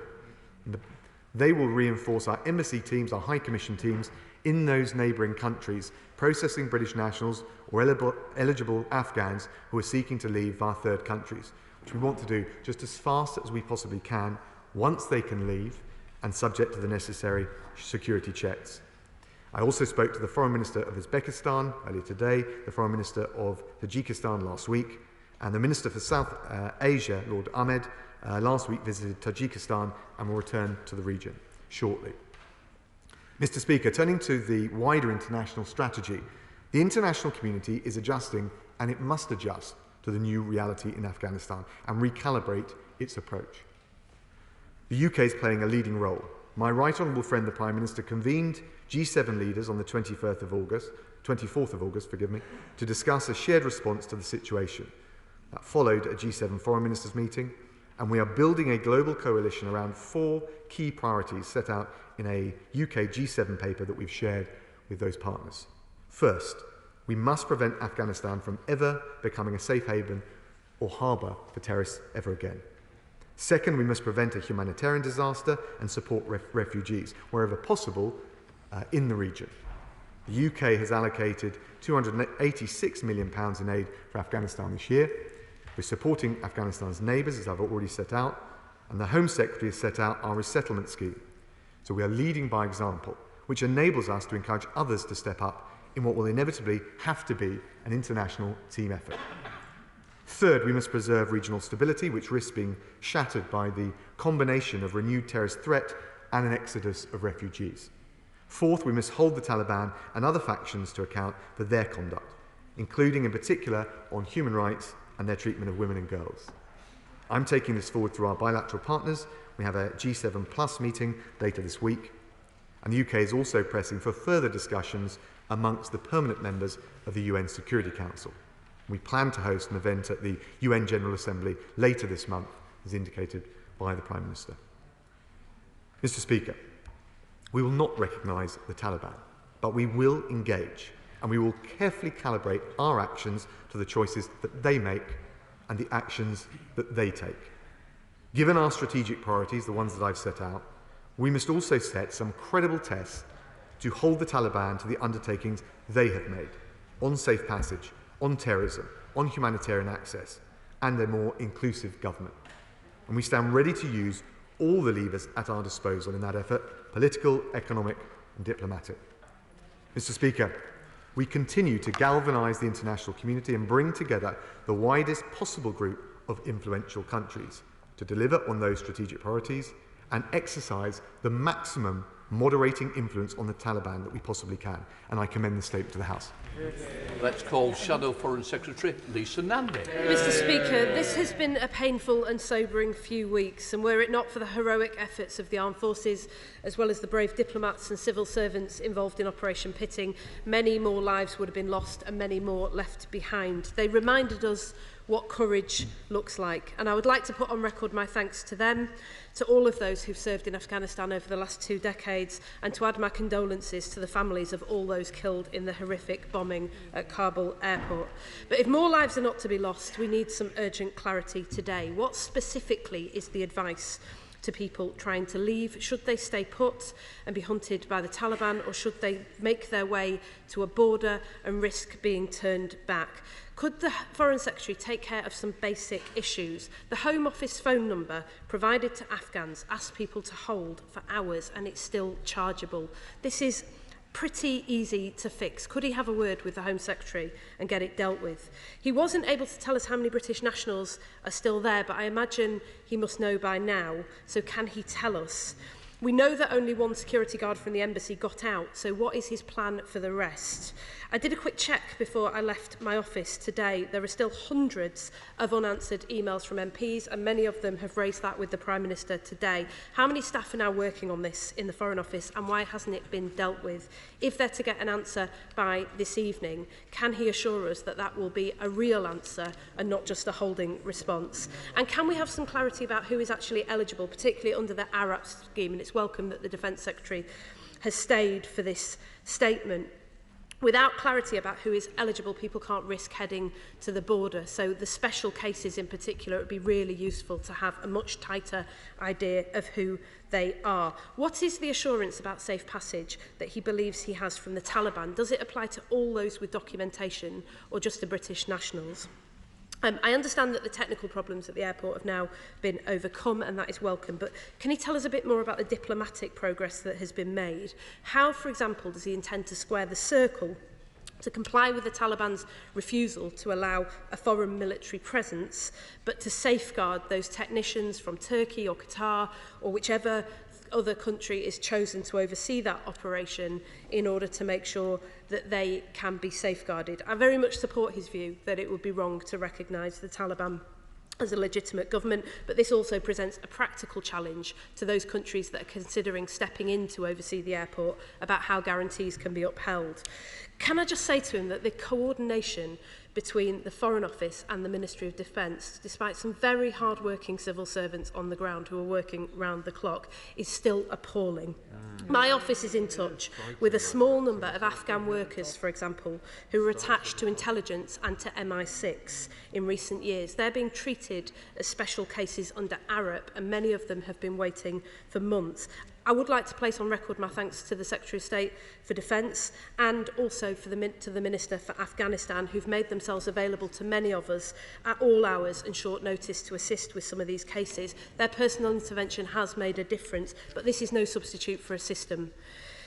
Could he also clear up some comments that he made at the Select Committee? He suggested that those who've been cleared to travel as part of Operation Pitting would now have to undergo security checks before they were accepted onto ARAP. Were those checks not initially done, or is he now reneging on his promise? I have to say that both of those scenarios concern us greatly. Mr. Speaker, these are practical issues that are within his gift, and the fact that they still haven't been dealt with sends a strong message that he's been more focused in recent days on keeping his job than actually doing it. I want him to prove us wrong, because a lot rides on this, including the lives of many Afghans who assisted us. Could I also ask him to say a bit more about how the UK is going to get aid into Afghanistan to those who need it? I've been in touch with aid workers on the ground, many of them female, who've been banned from working by the Taliban. Those aid agencies, of course, are understandably saying they won't operate with those conditions in place, but that means they're not operating at all. And on the refugee crisis, can I just say to him gently that countries in the region are not hugely impressed by the decision by the Home Secretary to cap the number of refugees that the UK will accept at 5,000. When they're dealing with a far greater refugee crisis, a bit of generosity from the UK would go a long way to helping to resolve the issues at the borders. Mr. Speaker, these are immediate concerns, but we are also concerned that for a generation of young Afghans, the future that they'd expected is unravelling in front of their eyes. Can he say something about the LGBT plus community and how their rights will be upheld as well as religious minorities? Can he outline the measures that he intends to take to set conditions for the Taliban regime, and particularly that the situation of women and girls will be the cornerstone of any future engagement? And finally, Mr. Speaker, can I just say that our intelligence has been downgraded, our diplomats and troops are now longer on the ground, and the Prime Minister appeared to say in the statement just now that the risk that is posed to the UK is unknown. He suggested in a media interview that we would rely on open source intelligence. Could he say some more about that? And also that we might be in a position where we were sharing intelligence with countries like China and Russia. Given the significant national security implications of this, the House has a right to understand what the government's strategy is on this, if there is one. This has been nothing short of a disaster, Mr. Speaker. So can I ask him now to turn with humility to the world and start to repair some of those broken relationships, those trashed alliances, those broken promises that have reduced us to a position where we're reliant on the Taliban for permission to safeguard our own citizens and negotiating with China and Russia in our own interests. In the cold, hard light of what has unfolded over this summer, surely it is time for him to rethink his approach to the way that Britain engages with the rest of the world. Yeah. Foreign Secretary. Can I thank the Honourable Lady for what she said about the efforts of our UK forces, and I believe also the cross-Whitehall teams who've delivered the biggest evacuation in living memory. She asked for specific advice. She'll understand I'm a bit reticent about giving personal advice to generically, but the travel advice that the FCDO putting out is very clear, and it has been changed to reflect the situation on the ground, and I think that is the right point of reference for constituents of honourable members around the House. She asked about phone calls into the FCDO Crisis Centre. Since the 11th of August, it's handled more than 44,000 calls. We surged 45 members of SCDO staff and 35 staff from other departments. Since the 19th of August, we've answered well over 90%, 93% of the total number received. And every day since the 24th, our call handlers have answered more than 94% of the calls that were made. And just to give the Honourable Lady a sense, since the 20th of August, average wait times have been less than a minute. She also asked about correspondence. As my right honourable friend, the Prime Minister, made clear, we will have sent a reply to all MPs' emails asking for an update by the 30th. Emails that we received by the 30th of August, we will reply to all of them today. That will be to enable to signpost them to the specific advice relevant to the particular case that they're raising.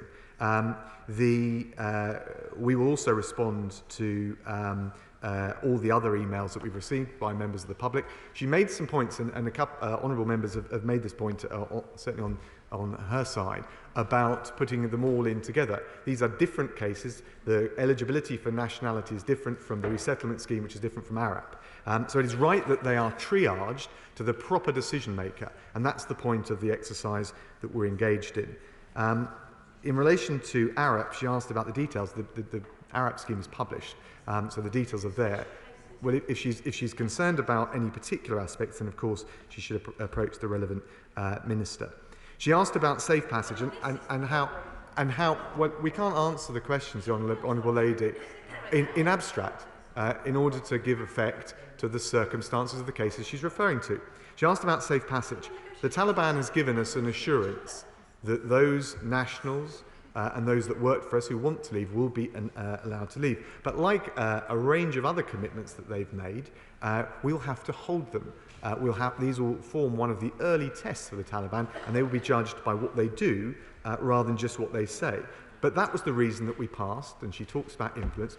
We led with the French and the Americans the UN Security Council resolution, which reiterated and affirmed and applied the international community's imprimatur on that demand of the Taliban. We'll now have to see whether they can pass that test. She mentioned Kabul Airport. Kabul Airport is not up and running yet, but there are efforts ongoing to deal with not only the operational capacity, the technical capacity, but also the security conditions. And I think for most cases, whether they're British nationals, Arab or special cases, indeed under the resettlement scheme, the most straightforward way will be if we can safely see Kabul Airport up and running. If not, we'll have to look at third country routes out. But of course, many of the third countries in the region are very nervous. We've had conversations with all of them. That was why I was in Qatar, Pakistan, to look at the arrangements, the practical arrangements for how we would deliver on it. She asked about security checks. Of course, we will make sure that in relation to those wanting to come to the UK, that not only do we check the eligibility so that the seats on planes are going to those who we want to come, who are eligible to come, who we need to come, and also to make sure the security checks are in place to avoid the wrong kind of people coming back to the UK. She also asked about aid into Afghanistan and how we can ensure it gets to where it needs to go. We've provided, and I announced last week, £30 million for neighbouring countries to deal with refugees in the region, precisely because it is better for refugees to be dealt with closer to their home, but also because we do recognise the burden that will be placed on the region.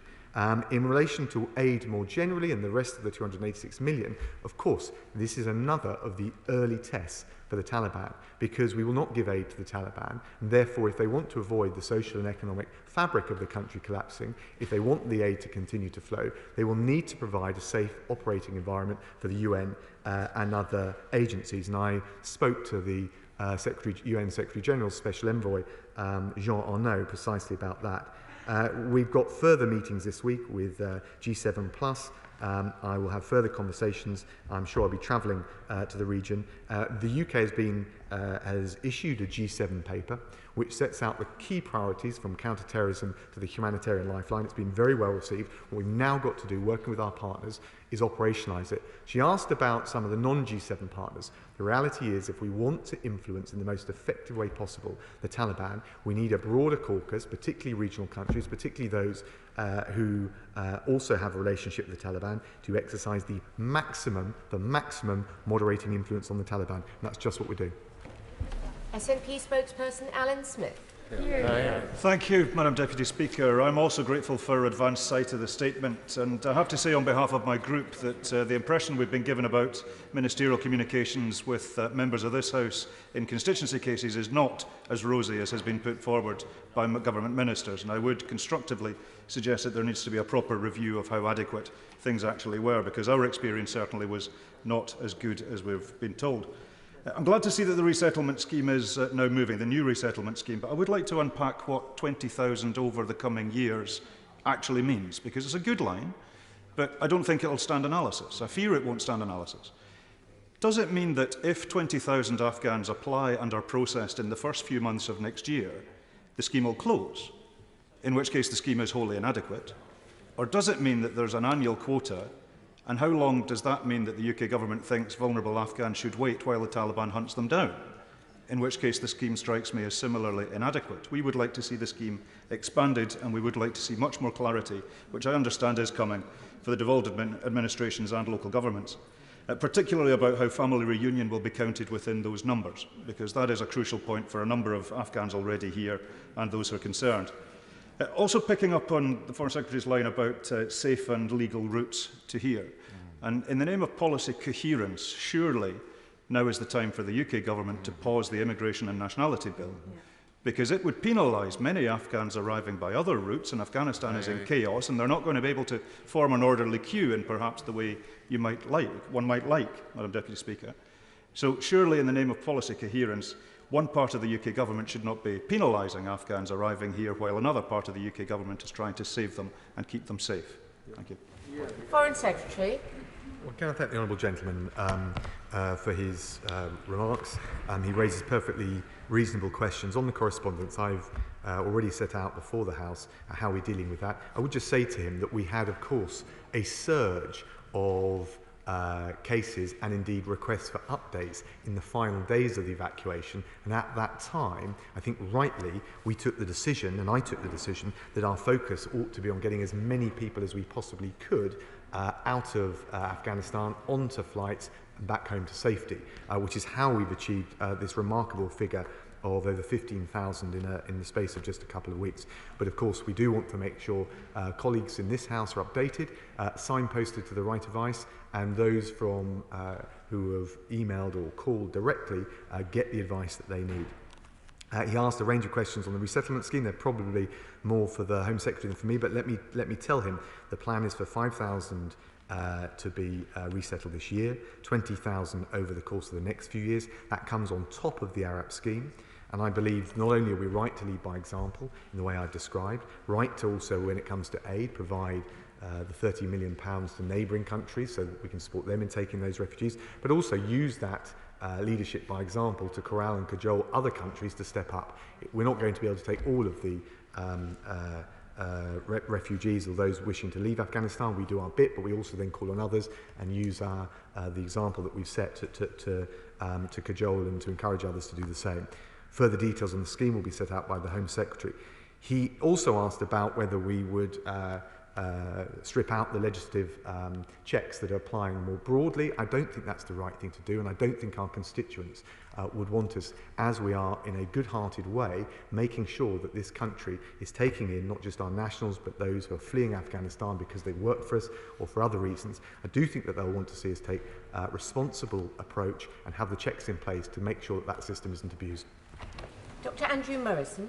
Thank you, Madam Deputy Speaker. Congratulations to all involved in Operation Pitting, including my right honourable friend. It seems unlikely that the Taliban is going to continue to cooperate with safe passage of Afghans to the UK, that is to say, in order to safeguard those individuals from the Taliban. Therefore, focus will shift to, sadly, refugee camps in countries surrounding Afghanistan. What read across does he see between this situation and the highly successful Syrian resettlement programme?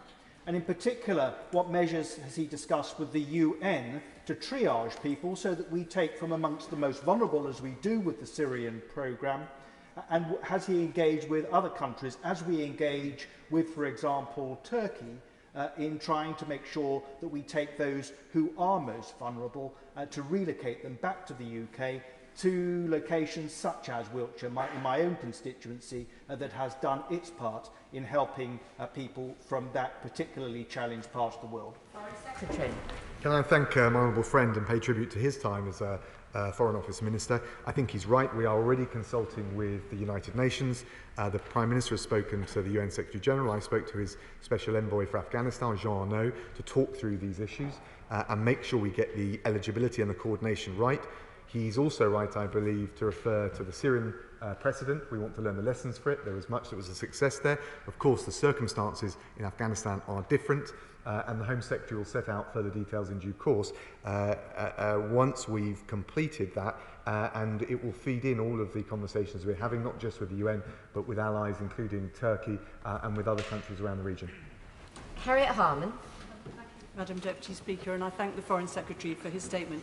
Can I ask him about the number of requests that the government has already had in respect of Afghan citizens who don't qualify for the Arab scheme as they didn't work directly for us, but who want and need to flee here from Afghanistan and have already asked? I know the Afghan Citizens Resettlement Scheme is not yet open, but he must already know how many have, through members of this House or other organisations, already asked to come here because of the Taliban. Can he tell us how many? And how is the government going to make the decision about who is going to get into the 5,000 cap? The criteria for the Afghan Citizens Resettlement Scheme are yet to be announced, but we know that it's for those who are highly vulnerable to the Taliban because of what they've done in support of the values which we and the previous regime were committed to, particularly women and girls, equality, democracy and human rights. There are bound to be so many more than 5,000. How will the government in practice decide between those who will be the lucky 5,000 and be allowed to come here and those who, though meeting the criteria, will, because of the 5,000 cap, be refused and face a terrible fate at the hands of the Taliban?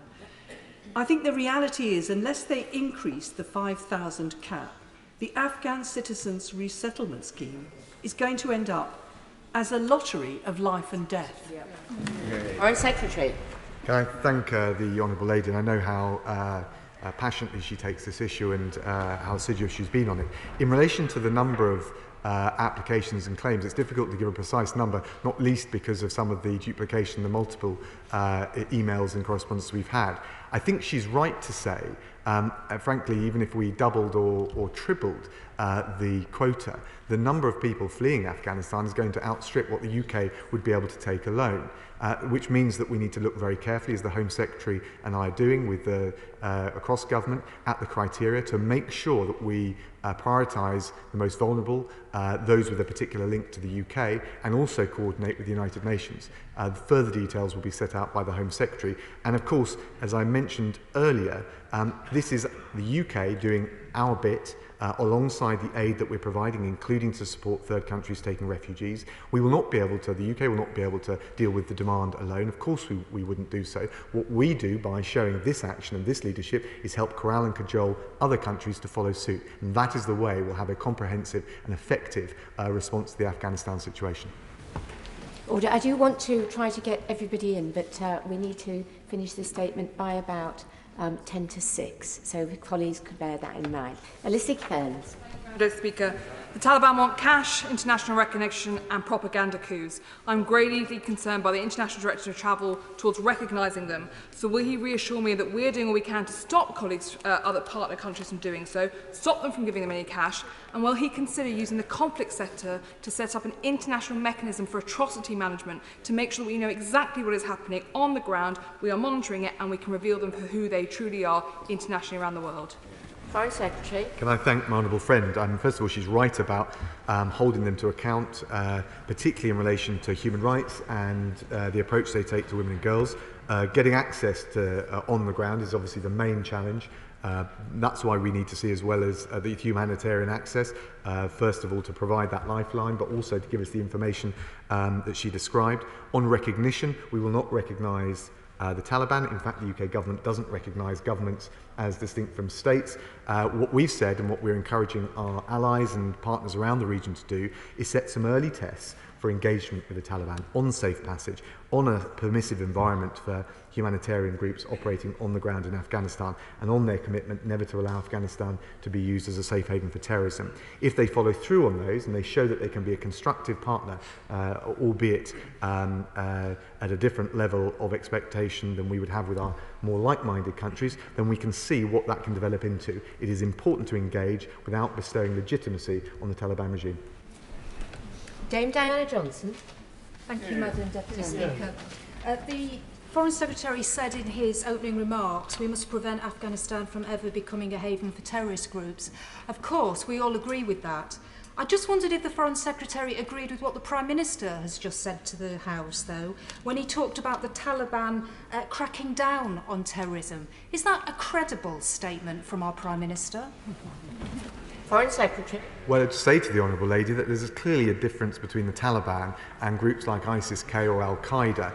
And indeed, there is suspicion, but I wouldn't say more than that, that at the Abbey Gate attack that is from ISIS-K, the part of the intention was to target the Taliban. So clearly the Taliban, if it wants to be an effective administration of some sort, if it wants to avoid all of the disastrous mistakes made previously, they will have to live up to the assurances that they've made to avoid Afghanistan becoming a harbour or safe haven for terrorism. Now, I share the measure of scepticism that she described, but I think it is right for the international community, as we did with the UN Security Council resolution last week, to hold the Taliban to those commitments and test quite what the level of engagement can produce in terms of constructive results.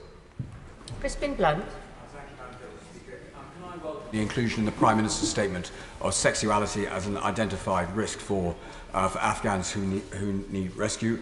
My right honourable friend made a direction around this early in the crisis, and I will report to the Foreign Affairs Committee in evidence about how that went thereafter, which was, I'm afraid, unsatisfactory.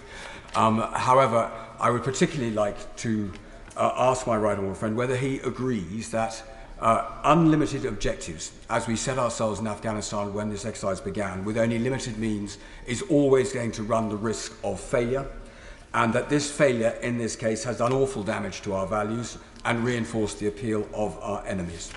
Will he confirm that the Chicago Doctrine, which is one of the roots of this, as well as a willful ignorance of history, will have no part in the values and his understanding of how global Britain is going to operate in future? Secretary. Can I thank my honourable friend and just say, first of all, I know he's raised LGBT rights in relation to the vulnerability of Afghans and the resettlement scheme. I've discussed that directly with the Home Secretary. I understand the importance of that, and we want to make sure that with the details of the resettlement scheme, we cover all of those who are particularly at risk, and I think that group clearly is particularly at risk.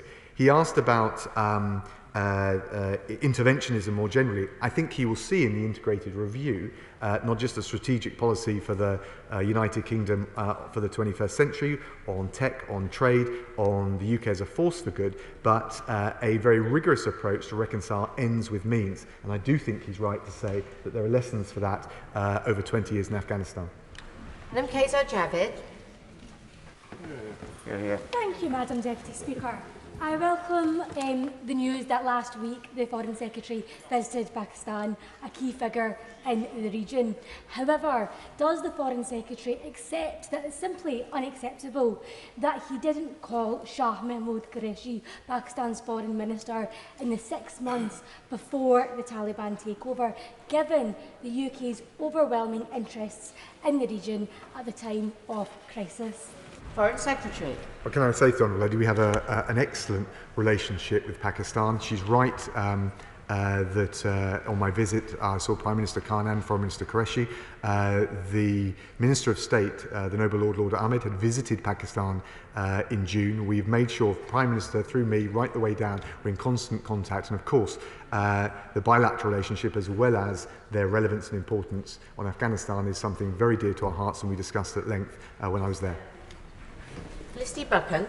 Thank you, Madam Deputy Speaker. I would like to sincerely thank the Foreign Office and the Ministry of Defence for their help in evacuating several Kensington-related families. I still do have British nationals with Afghan dependent minor children and spouses in Afghanistan.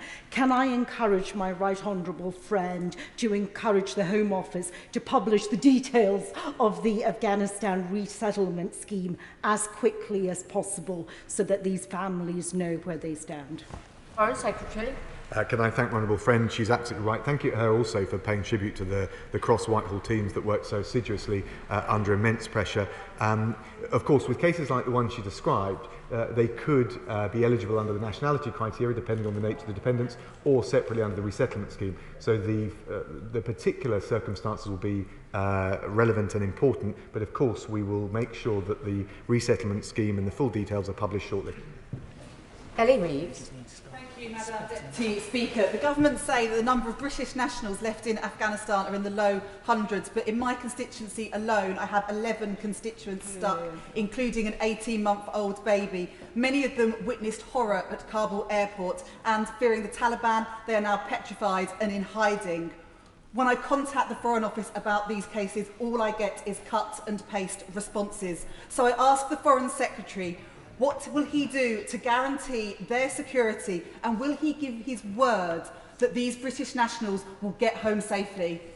Foreign Secretary. Well, can I thank the Honourable Lady? Of course we're going to do everything we conceivably can. And one of the reasons that we didn't get everyone out is because some were afraid. The conditions on the ground were objectively very challenging. But we are committed, both through our efforts with third countries, but also seeing when and how Kabul airport can be reopened to make sure, in relation to UK nationals, in relation to the qualifying dependents, in relation to the Afghans that work for us and the other special cases, as well as the resettlement scheme, we do everything we can for her cases, and I'm very happy to continue to support her in that endeavour. Sir Desmond Swain. What succour will he give to the resistance in the Panjshir?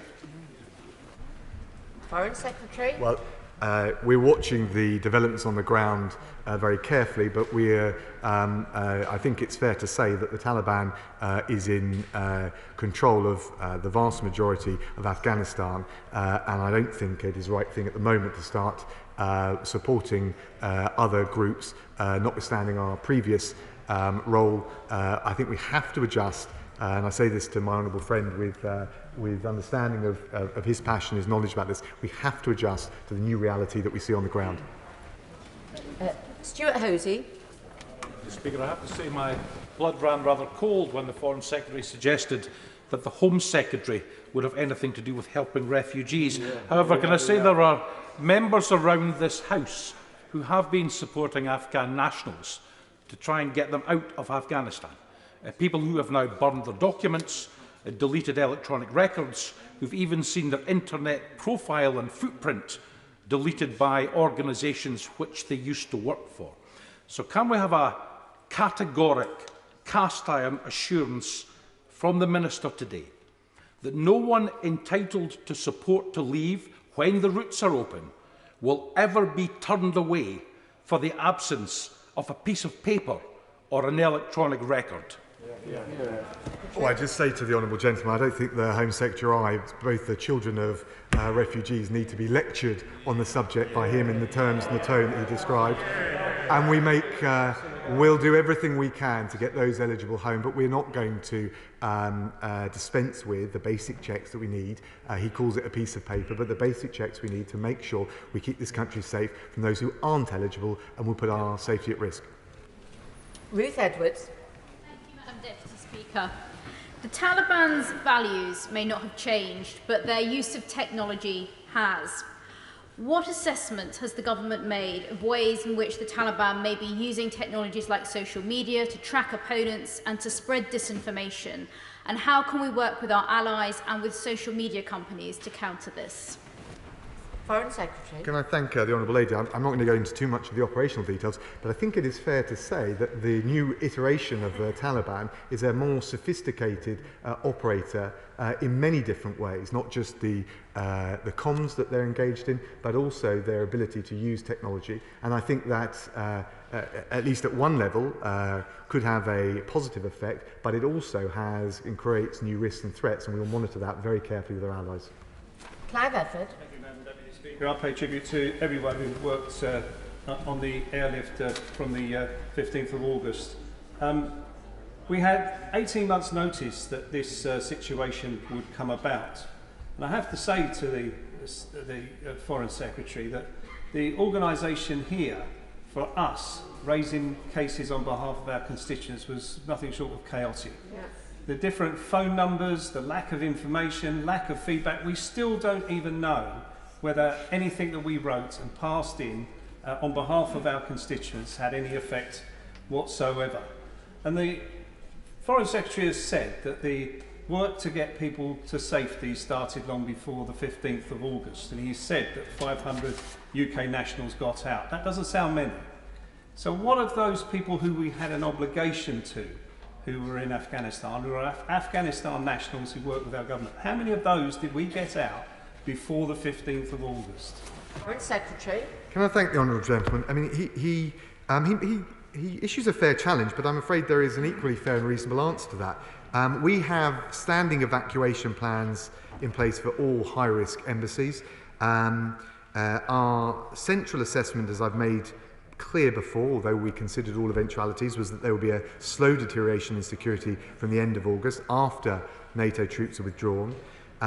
So from April, I was very focused in the run-up to our June G7 summit on securing the US assurances to allow us to shift our embassy from the green zone to the airport. He asked about what we were doing before in the months that preceded the evacuation. From April, we speeded up the relocation of former Afghan staff under the ARAP programme from April onwards, relocating, in answer to his question, nearly 2,000 in that period. We changed our advice in April and then again in later on to be, so from April being very clear advising British nationals to consider leaving Afghanistan. Our timing, I think by way of international comparator, was in sync with what our NATO allies were doing. And of course I would also point out that commercial flights were running up until the 14th of August. So no one, not even the Taliban, I think had expected them to gain ground as rapidly as they did. I think that's the view amongst NATO allies. It was certainly also the view of regional partners when I was in the region, Qatar and Pakistan last week. Richard Graham.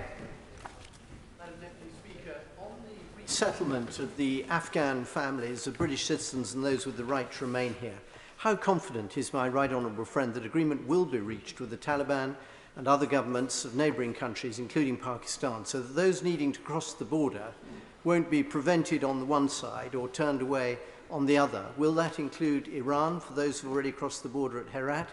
And when does he expect that the processes and resources will be in place so that we can update constituents? Thank you. Can I thank my honourable friend? I mean, on my last update, but it's changing, it's very fluid, I think all of the borders have been closed with the exception of Iran. So let's be very clear. When I was in Pakistan, the border with Afghanistan had been closed. So this is going to be a challenge. And what we want to do is make sure that we've got arrangements in place, that the willingness and the ability to process British cases, whether they're nationals or Arab eligible cases, will be seen by those third countries as taking some of the burden off them. At the same time, of course, it would be much more straightforward if the airport at Kabul could be made up and running. But there are not just technical capacity issues with that, there's clearly the security situation on the ground. So we're alive to all of these risks, we're working all of them through, including with our allies, and that's why I was in the region last week. Leila Moran. Deputy Speaker. About 10 days ago, I met with Oxford's Hazara community.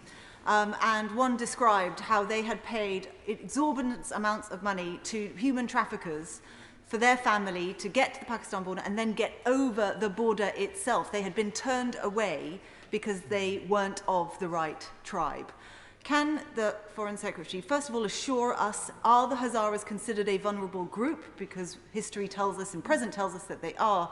But also, when he talks about safe passage, is he specifically considering how to get to the border and over the border, not just what happens to them when they get to the border, because for many people that's not a possibility. Foreign Secretary. Can I thank the Honourable Lady? She's absolutely right that ethnic groups, the Saharis and others, would be considered as part of the eligibility in the same way as LGBT, but effectively what we're looking at is risk. That will depend on the individual, but also the group, but she's right to raise ethnicity as a risk. Clearly, in relation to getting to the edge of the Afghan border, that will require the Taliban to allow safe passage. I've explained to the House how we're working on that. And what we're also trying to do, and that's why I was in Pakistan and Qatar, that's why I spoke to the Uzbek Foreign Minister earlier today, it's why we're engaging with all of those regional partners. We want to be clear that we've got the capacity to process and give them the assurance to let those individuals across the border and that we will take them directly back to the UK. And I've deployed a team of 15 additional rapid deployment team experts to support that process in the region. But the crucial question at the moment will be, will the Taliban offer safe passage, and will those other countries in the region be willing to allow at least a measured and controlled opening of their borders? Bob Stewart. Thank you, Madam Deputy Speaker. Linking to my honourable friend for Gloucester's question, he mentioned Herat. There's 572 miles western border between Iran and Afghanistan, 572 miles. Something like 780,000 refugees from Afghanistan are in Iran, perhaps 2 or 3 times that number unregistered. Is there any possibility that we can use exit routes from via Herat or elsewhere in Afghanistan to get people to this country? Foreign Secretary. Can I thank my honourable friend, and I know from his time in active service how much first-hand experience he's got of these matters. Of course, the relationship with the new government of Iran remains one that will have to be tested.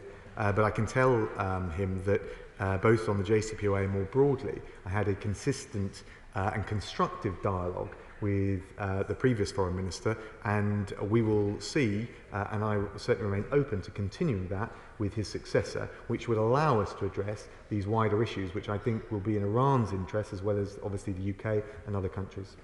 Dr. Lisa Cameron. Many thanks, Madam Deputy Speaker. As Chair of the Disability All-Party Parliamentary Group, I've been receiving concerns from people across the United Kingdom regarding the vulnerability of people with disabilities at risk who can't get to safety in Afghanistan and can't get to the airport, particularly those who are part of ethnic minority groups or religious groups such as Christians. So will the Foreign Secretary link with the Disability All-Party Parliamentary Group to make sure that the resettlement programme is inclusive for the most vulnerable and that those with disabilities are never left behind? Foreign Secretary. Can I thank the Honourable Lady and thank her for the work that she and the APPG are doing. I think she raises a really important point. It's a very practical point, but will only exacerbate the fear and the anxiety of those, particularly if they're disabled from an ethnic minority that she described. I would urge her to send me and the Home Secretary any papers or recommendations that the APPG has. Given the way in which the Taliban has taken a lot of NATO equipment to strengthen their hold on the country, how could we send aid in without the Taliban using or abusing that for their own purposes? Can I thank my right honourable friend? We will not give aid to the Taliban, and I think the Taliban has a choice and a set of decisions that it's got to make about whether it wants to preside over the wholesale economic and social collapse of the fabric of the country. If not, it's going to have to give certain assurances. I think that will particularly apply in relation to the permissive environment that we would need for aid agencies in order to continue our aid. So again, it falls within the category of early tests for the Taliban, and that's why we'll engage with them without recognising them. Ruth Cadbury. Thank you, Madam Deputy Speaker. And I also had constituents who couldn't get to the Baron Hotel as a result of illness and disability. And on Saturday it was reported that British citizens seeking to flee into Uzbekistan were not able to cross the border, while citizens of other states, such as Germany, were able to do so. So what steps will the government take to ensure that British nationals and Afghans eligible for support here are able to safely cross borders and get into safety? Can I thank the Honourable Lady? I think it's not quite right what she said about the German case, and my understanding is that there was a previous German case that was allowed onward passage, but the border has been closed.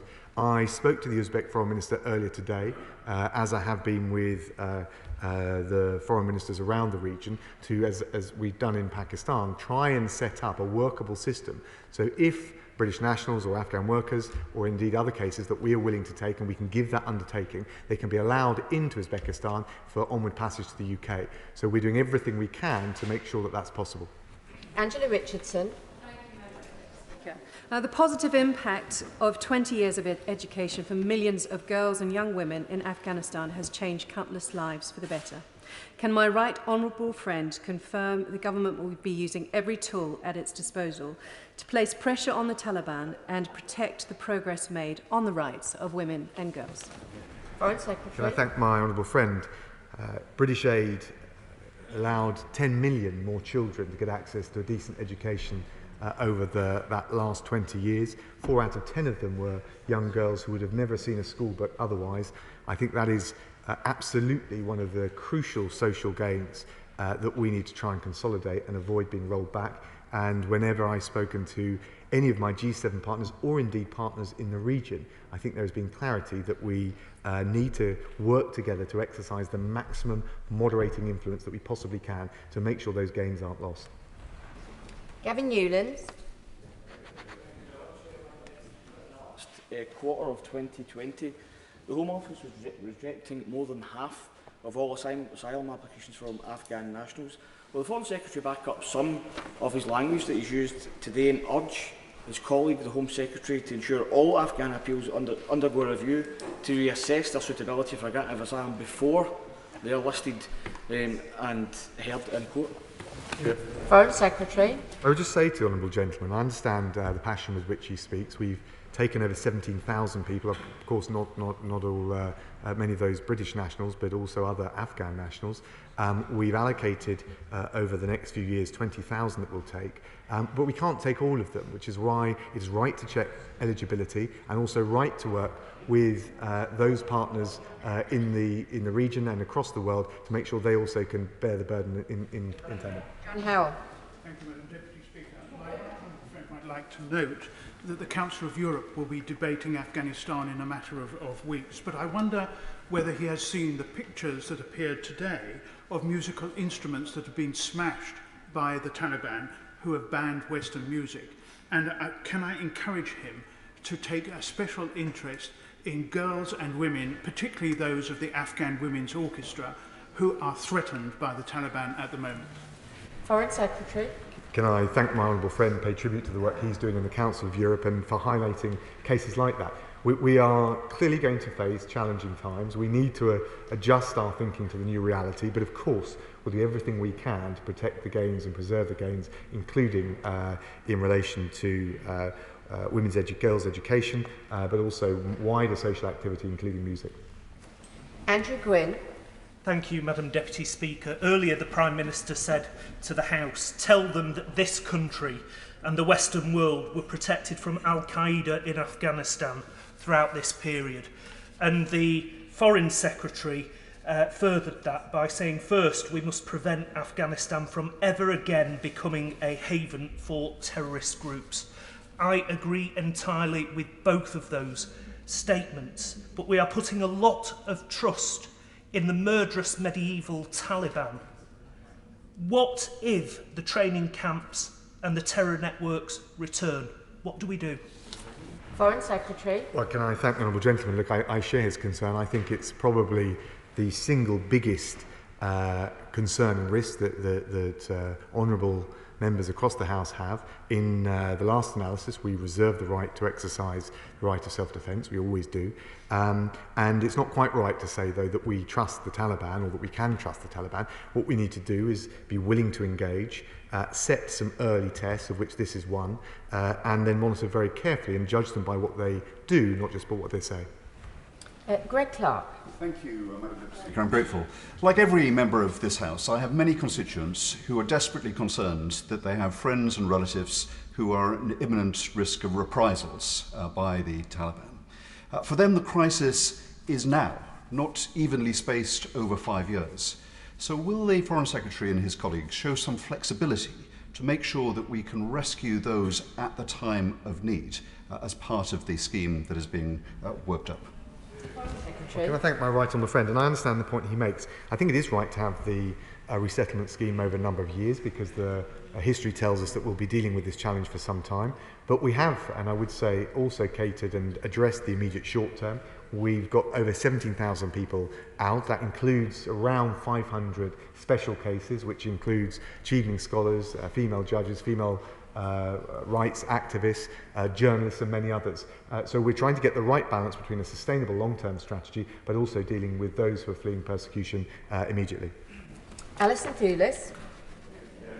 Thank you very much, Madam Deputy Speaker. Many of my constituents' families are still facing difficulties in getting out, including a family of a 17-year-old constituent who made it to the Visa Application Centre in Islamabad only to find that part of their family reunion paperwork has been lost by officials. Others are awaiting DNA tests and TB paperwork. Can I ask what's he going to do to address this paperwork issue? And can I have a meeting urgently to discuss the other 85 cases and over 100 Afghans that my office is supporting? Foreign Secretary. Can I thank the Honourable Lady? That's one of the reasons I went to Islamabad. I talked to the High Commission team that is dealing with and supporting those applications and those cases. We are trying to work through them as assiduously as we can. If she has examples of cases where she feels that they haven't been handled properly, she should send them to me, and I or Lord Ahmed will be very happy to sit down with her. Holly Mumby-Croft. Madam Deputy Speaker, can I thank my honourable friend for the work he is doing and for the work that his team are continuing to do? Can he give any further detail on his assessment of the time frame we may be looking at to help those British nationals still stuck in Kabul? I appreciate it's incredibly difficult, but if you could give a time frame at all. Foreign Secretary. Can I thank the Honourable Lady and appreciate what she said? The reality is it will depend on two factors. One is, first of all, is the ability to get Kabul airport up and running. That would in many ways be the most straightforward, because particularly engaged with the Qataris, we could not only get easier and more direct access out of the country, but we can look at what possible pre-checks that we can do as well to check eligibility and things like that. If not, then the alternative is third countries. As you'll imagine, a lot of the third countries are very anxious at the moment about a potential exodus. So we need to make sure that we approach them with a view to supporting them to take those cases that would come to the UK. I just can't give her a definitive time frame, but the reason I was out in Qatar, who are helping on the airport, and in Pakistan, which is probably the most of the neighbouring countries, the most likely source of destination for those leaving, is precisely to work through those arrangements and make clear what we'll do to cooperate and coordinate. If we have very short questions and short answers, we will possibly get through everybody. James Murray. Thank you, Madam Deputy Speaker. As of this morning, I had received urgent, heartbreaking pleas from 289 constituents of mine about well over 1,500 of their loved ones desperate to get out of Afghanistan. My team and I have been doing everything we can to help, but we need the government to respond and to be clear about what options people might have.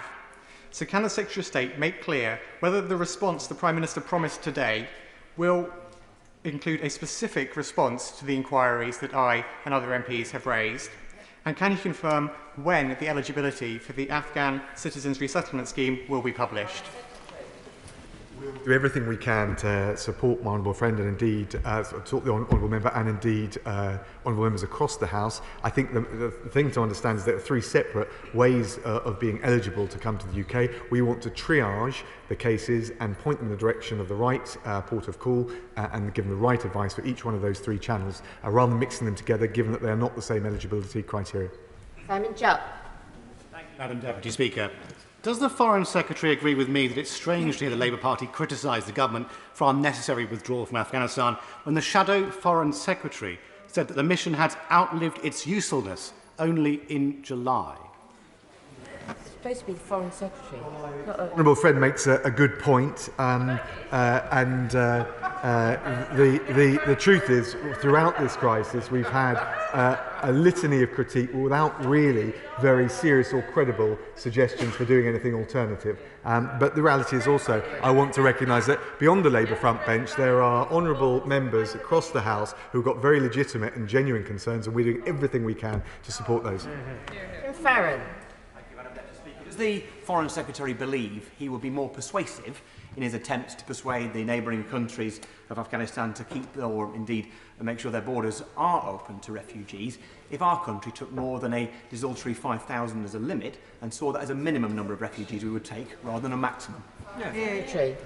Well, to say to the honourable gentleman, I understand the point he makes, but I think there's no country proportionately doing more.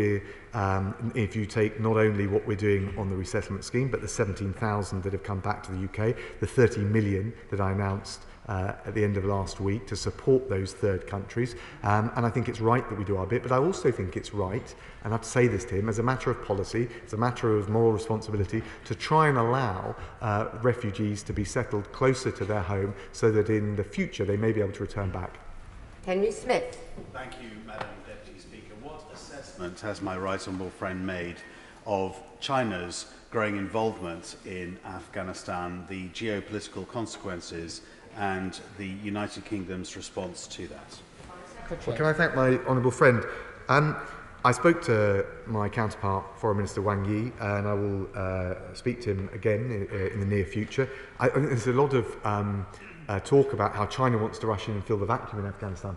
I have to say, I'm not entirely convinced that they do want to bear the entirety of the burden, whether it's the security and the terrorist burden or the financial burden of a country in such a precarious, fragile position. So whilst we have many areas where it is challenging with China, actually this is something where there are some commonalities of views and interests. And I think in a situation like this, whether it's China or whether it's other countries in the region, we need to try and work together, because we're much, much more likely, if we do so, to exercise maximum moderating influence on the Taliban, and that's what will yield results. Asfal Khan.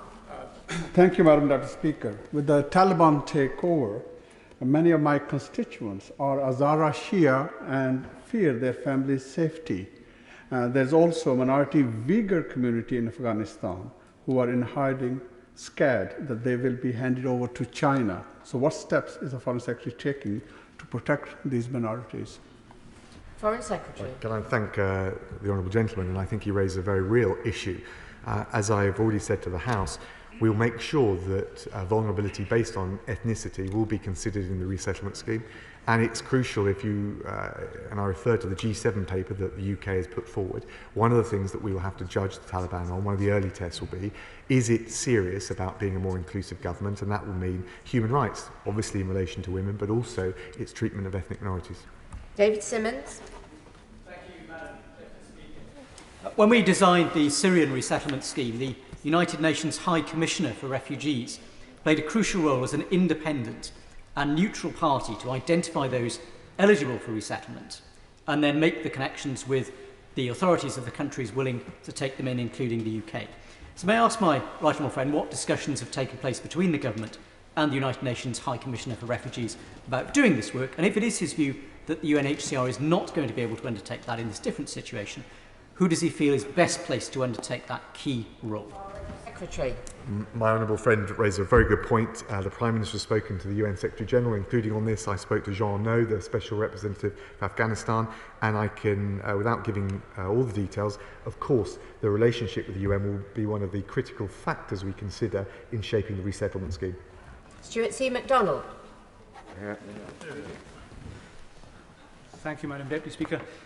The Government's Borders Bill would see hundreds and possibly thousands of Afghan asylum seekers arriving into this country in the months ahead, prosecuted in criminal courts and imprisoned for up to 4 years. How can the Foreign Secretary possibly justify that proposal? Yeah. Foreign Secretary. Well, I'd just say to the Honourable Gentleman, we want to be a safe haven for those fleeing persecution, but we also want to encourage people to take legal and lawful routes. That's why we set them out. We don't want to encourage the kind of situation that we see across the channel. We want to make sure people come through the right channels, and I think that's the right balanced approach, and I think that's what our constituents will expect. Mike Wood. Thank you, Madam Deputy Speaker. Whilst the Taliban's PR skills seem to have improved over the past 20 years, it's not yet clear that they're any less evil or oppressive with the new regime. Does the Foreign Secretary agree that there should not be any question of either Britain or our international partners recognising the Taliban government until we can be sure that they will meet their commitments on human rights, on terrorism and on humanitarian access? My friend, I think, nails it. We don't intend to recognise the Taliban.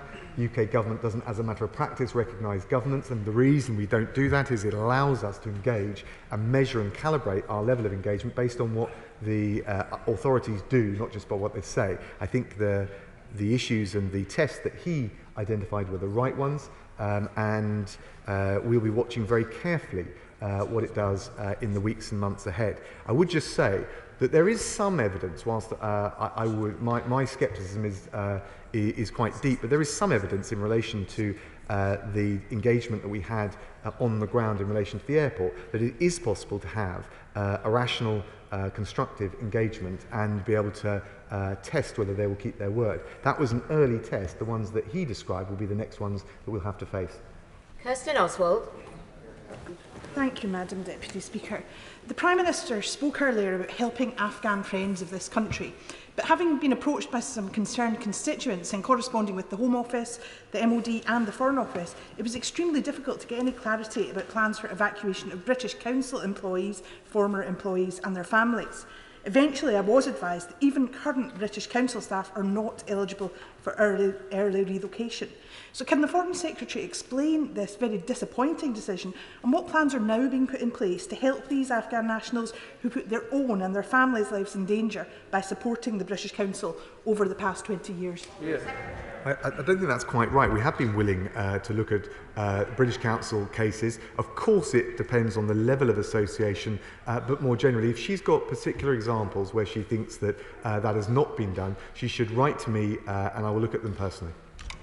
Mark Causey. Thank you, Madam Deputy Speaker. I wonder if the Home Secretary could say a little bit more about his assessment of the characteristics of the Taliban and agree that one feature they have demonstrated is extraordinary patience over 20 years, and that if, as some had called for, the occupation by Allied forces had remained for longer, the Taliban would have simply waited that extra time before making their move for power. Foreign Secretary. Could I thank my honourable friend? I think it's difficult to assess and to judge that with any precision, but one thing is clear, that they are proved a very effective force militarily. The question will be is whether they can turn that into governing Afghanistan, not just in a way that's more inclusive and more moderate, but also do they have the technical skills, the actual capacity? What would it be to form a budget? Can they get the airport up and running? And actually, I think some of these bread and butter issues, away from the polemics of whether the Taliban has had some wholesale Damascene conversion, I think is going to be one of the really important tests in the weeks ahead. The Taliban at a political level are currently engaged in the process of formation of the government, and we'll be looking very carefully at the character and the composition of what is announced in due course. Jonathan Edwards. Diolch, Madam Deputy Speaker. What engagement will be undertaken with regional multi-state security collaboration such as the Shanghai Cooperation and the Collective Security Organisation, whose members all have an interest in checking international terror groups based in Afghanistan? Foreign Secretary. I thank the Honourable Gentleman. That's probably more the Home Secretary's domain than mine, but we will of course want to assess very carefully with all of our key partners and all of the sources at our disposal the nature of the security threat, and it's something that we're monitoring in real time. Dr. Julian Lewis. How careful is the government going to be before revealing very large numbers of names of people with a claim to come here to the Taliban until we know that they'll assist them in coming here rather than locking them up. Foreign Secretary. My honourable friend makes an excellent point. We're going to have to test this. This is one of the early tests. I would say that in relation to the period of the evacuation, actually, given those numbers that we described, over 17,000 people, huge number of Afghan nationals, the 500 cases, particularly vulnerable Afghans, the journalists, the judges, the chief evening scholars, the women's rights activists, suggest that they are able to give an assurance and then keep to it. But the question is whether we can build that into a more steady understanding to deal with the outstanding cases. Janet Davey. Thank you, Madam Deputy Speaker. The Secretary of State has said the Taliban have agreed for British nationals to leave Afghanistan. Does that include eligible immediate family members? Can he confirm what exit routes have been agreed with the Taliban, and can he say some more about the timescales? Days? Are we looking at days, weeks and months? And finally, can he also say more about the economic leverage the government and our allies have over the Taliban? Foreign Secretary. Can I thank the Honourable Lady? In terms of eligibility of dependents, the Taliban hasn't gone into that level of granular detail, but I think if there is a clear case of a British national and we're talking about immediate dependents, we would expect, and so far, certainly through the evacuation, we've been able to include them as well. She asked a series of other questions which are perfectly legitimate. We will have to see when the Taliban is willing to allow, whether it's willing to allow safe passage. At the moment, the challenge is that most of the third countries have blocked their borders. So actually that challenge is coming externally, but for understandable reasons. We're working and willing to engage not just with the Taliban, but all of those countries in the region so that any of our cases that get to that border can be processed. Raymond Chisty. Thank you, Madam Deputy Speaker. Can I first of all thank the Foreign Secretary for all he's done and the statement today. I have a specific question for him. The Prime Minister has said we're looking to set up a contact group. He said a broader coalition. Can I ask this specific question? What is the timeline to set up this contact group? What will be the specific criteria for membership? Counterterrorism, humanitarian, nation building, and with regards to the format, would it be based on P5 plus region and plus other countries from the Middle East to get the money? What is the criteria for this, the group to be set up?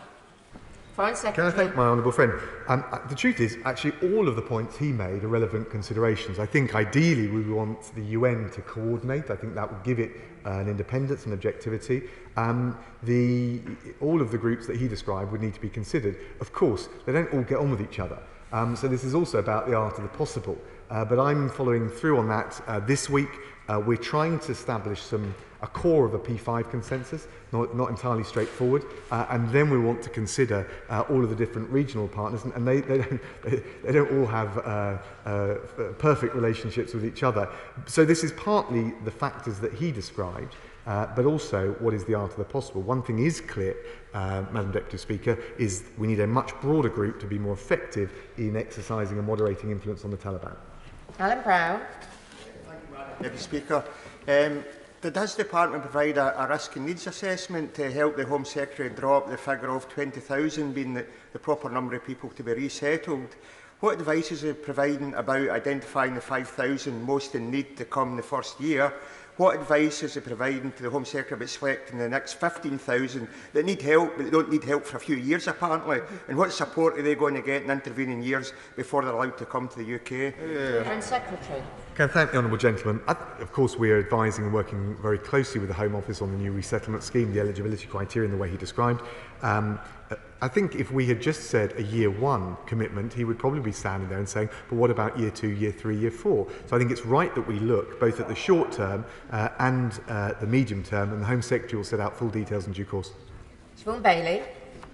Thank you, Madam Deputy Speaker. People in Stroud were really distressed to see the footage of a baby being handed over to an American soldier at Kabul airport, and we know that there are thousands of orphans stranded in Afghanistan and they're at risk of radicalisation and abuse. Will my right honourable friend confirm that children and orphans are a focus of UK support and say a little bit more about how we're achieving that? Thank you. Foreign Secretary. Can I thank my honourable friend? No one could fail to be moved by the heart-rending scenes at Kabul airport, the ones she described and others. We will of course look at what we can do in relation to orphans and unaccompanied minors. The real challenge will be getting verifiable details on their parents, whether they're still alive, or whether they're wider members of the family, because in the first instance, and this has been our experience more generally across the Middle East and in war-torn countries, we want to try and see whether it's possible to reunite children with either their parents, if it's possible, and safe to do so, or wider members of their family.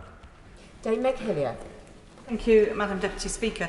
Like many MPs, many of my constituents who are British have family dependents in Afghanistan, and a number are saying they want to go to a third country like Pakistan in order to get them out. I'm advising them to wait until they get advice from the government. But is the Foreign Secretary having serious discussions with the Home Secretary about expediting cases that are already in the system, whether the biometrics and paperwork is already in place, to see if we can get those people through quickly to avoid clogging up the infrastructure in those third countries? Foreign Secretary. The Honourable Lady is absolutely right, and of course if there is a stock of cases which are, if you like, good to go because those checks have already been done, we want to make sure we're ready for the first flights out of Kabul, or indeed the first access that we can get via a third country. So that's very much on my mind and the Home Secretary's. Rob Butler. Thank you, Madam Deputy Speaker. Over the past 20 years, and especially in the most recent weeks, the reason we've been able to see and hear so much about what's going on in Afghanistan is thanks to the bravery of many local journalists, especially women who, of course, weren't allowed even to work under the previous Taliban regime. So does my right honourable friend join me in praising them for their courageous work? And can he confirm that those who now feel at risk and need to leave the country are included in the categorisation of special cases? Foreign Secretary. Can I thank my honourable friend, and not only, he's absolutely right in what he said, not only are they included, but of the broadly 500 special cases that have actually been evacuated out of Afghanistan, there was a significant number of journalists, and of course we will continue to process those kinds of cases. Stephen Flynn. Madam Deputy Speaker, thanks to the Chair of the Foreign Affairs Select Committee, we are all, of course, cognisant of the fact that the Foreign Office was acutely aware of the rapidly decreasing situation in Afghanistan in July. Indeed, July 22nd rings a particular bell. Yet despite that, the Foreign Secretary still proceeded to go on his holidays. So can I ask him, when's he going to find a backbone and resign? Foreign Secretary. Yeah, he referred to the risk report that the Management Board received in July. It's a standard monthly report. It goes to senior officials. It didn't contain any novel or new intelligence assessment. What the July document made clear was that our central planning assumption at the time was that the peace process in Afghanistan would probably run for a further 6 months. So we followed all of that advice whilst at the same time preparing our contingency plans for the evacuation. Chris Law. Brendan O'Hara. Yeah. An easy mistake to make, Madam Deputy Speaker. Spirit Aid, the charity founded by the Scottish actor David Heyman, currently has doctors, teachers and others and their families stranded in Afghanistan. On the 25th of August, the 28th of August and again on the 3rd of September, I contacted the Foreign Office, the Home Office and the MOD. I have no idea if his emails have even been opened. Will he commit to open the email, read the names of the people on those lists, and when will he be in a position to tell me, and more importantly, those terrified people in Afghanistan, where they stand exactly? Yeah. Can I thank the honourable gentleman? As I said, I explained why there was a backlog of emails, partly the surge of new contact that we received in the narrowing window of the evacuation, and the decision consciously to focus on the resource of getting people onto the flights. But as has already been said before the House, we will make sure that we give a response to all of the MPs, honourable members' emails that we've received by close of play today, with the relevant signposting and triaging to the specific department that is processing that type of claim. Munira Wilson. Thank you very much, Madam Deputy Speaker. I have a constituent, a British national, who was left behind when the evacuations ended. The Foreign Office have point blank refused to even take his contact details or name. He's since risked his life to get to the border as instructed, but been refused entry to both Tajikistan and Uzbekistan. whilst watching other foreign nationals freely enter those countries. So could the Foreign Secretary please confirm why it's taken until today to speak to his counterparts in those countries, and when he expects to get an agreement so British nationals can enter those countries to return home? Secretary.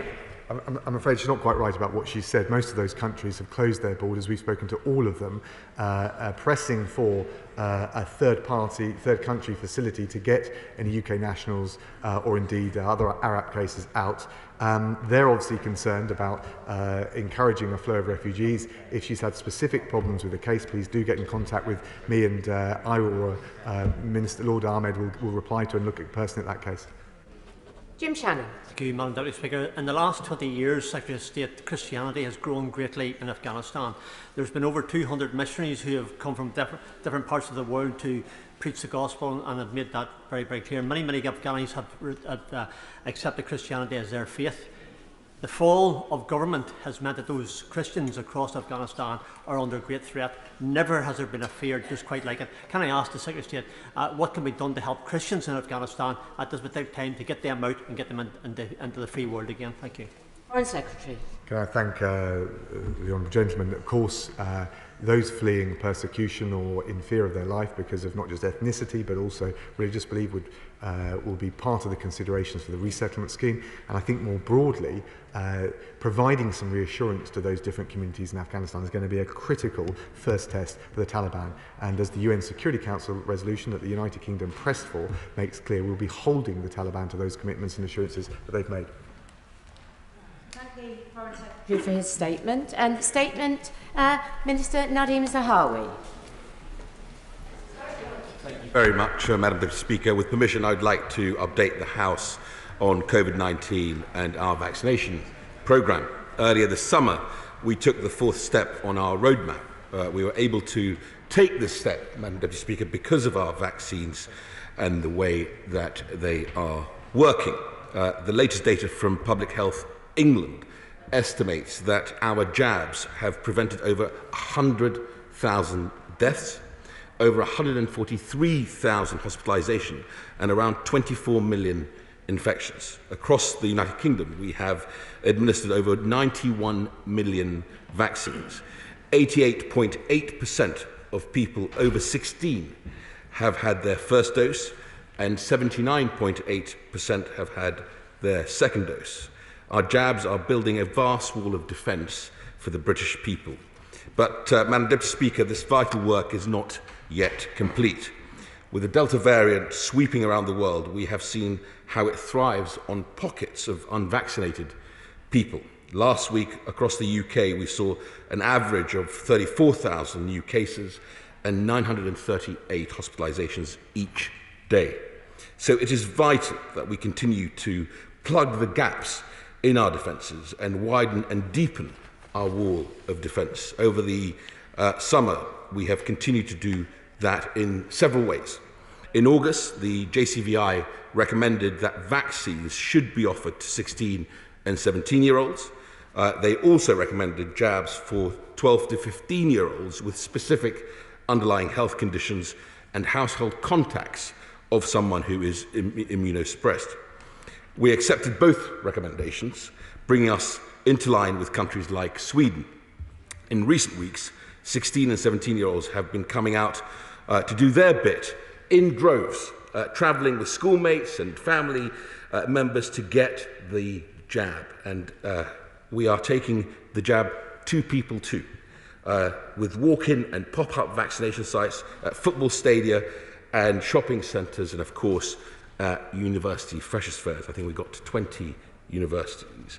Over the bank holiday weekend, NHS pop-up sites at Leeds and Reading festivals made picking up a jab as easy as getting a beer or a burger. As a result of these kinds of efforts, more than half of 16 and 17-year-olds across the United Kingdom have received their jabs since becoming eligible last month. And this is in addition to over 3 in 4 18 to 34-year-olds, 76.3% of 18 to 34-year-olds who have already had at least their first dose. So much of young people's enthusiasm, Madam Deputy Speaker, I believe, comes from the fact that they've seen firsthand the chaos COVID-19 can bring. They have sacrificed so much and shown that age is no barrier to public spirit. I'm sure the whole House will join me in thanking them for playing their part in helping us all live safely. Madam Deputy Speaker, on Friday, the JCVI outlined their recommendations on the vaccination of children aged 12 to 15 years who do not have underlying health conditions. They concluded that whilst there are benefits to vaccinating this cohort, taken purely on health terms, that benefit is finely balanced. Building on the JCVI's advice, we will now consider advice from the UK's 4 chief medical officers and make a decision shortly. We have already accepted the JCVI's recommendation that 12 to 15-year-olds with the following conditions become eligible: hematological malignancy, sickle cell disease, type 1 diabetes and congenital heart disease, and those with poorly controlled asthma.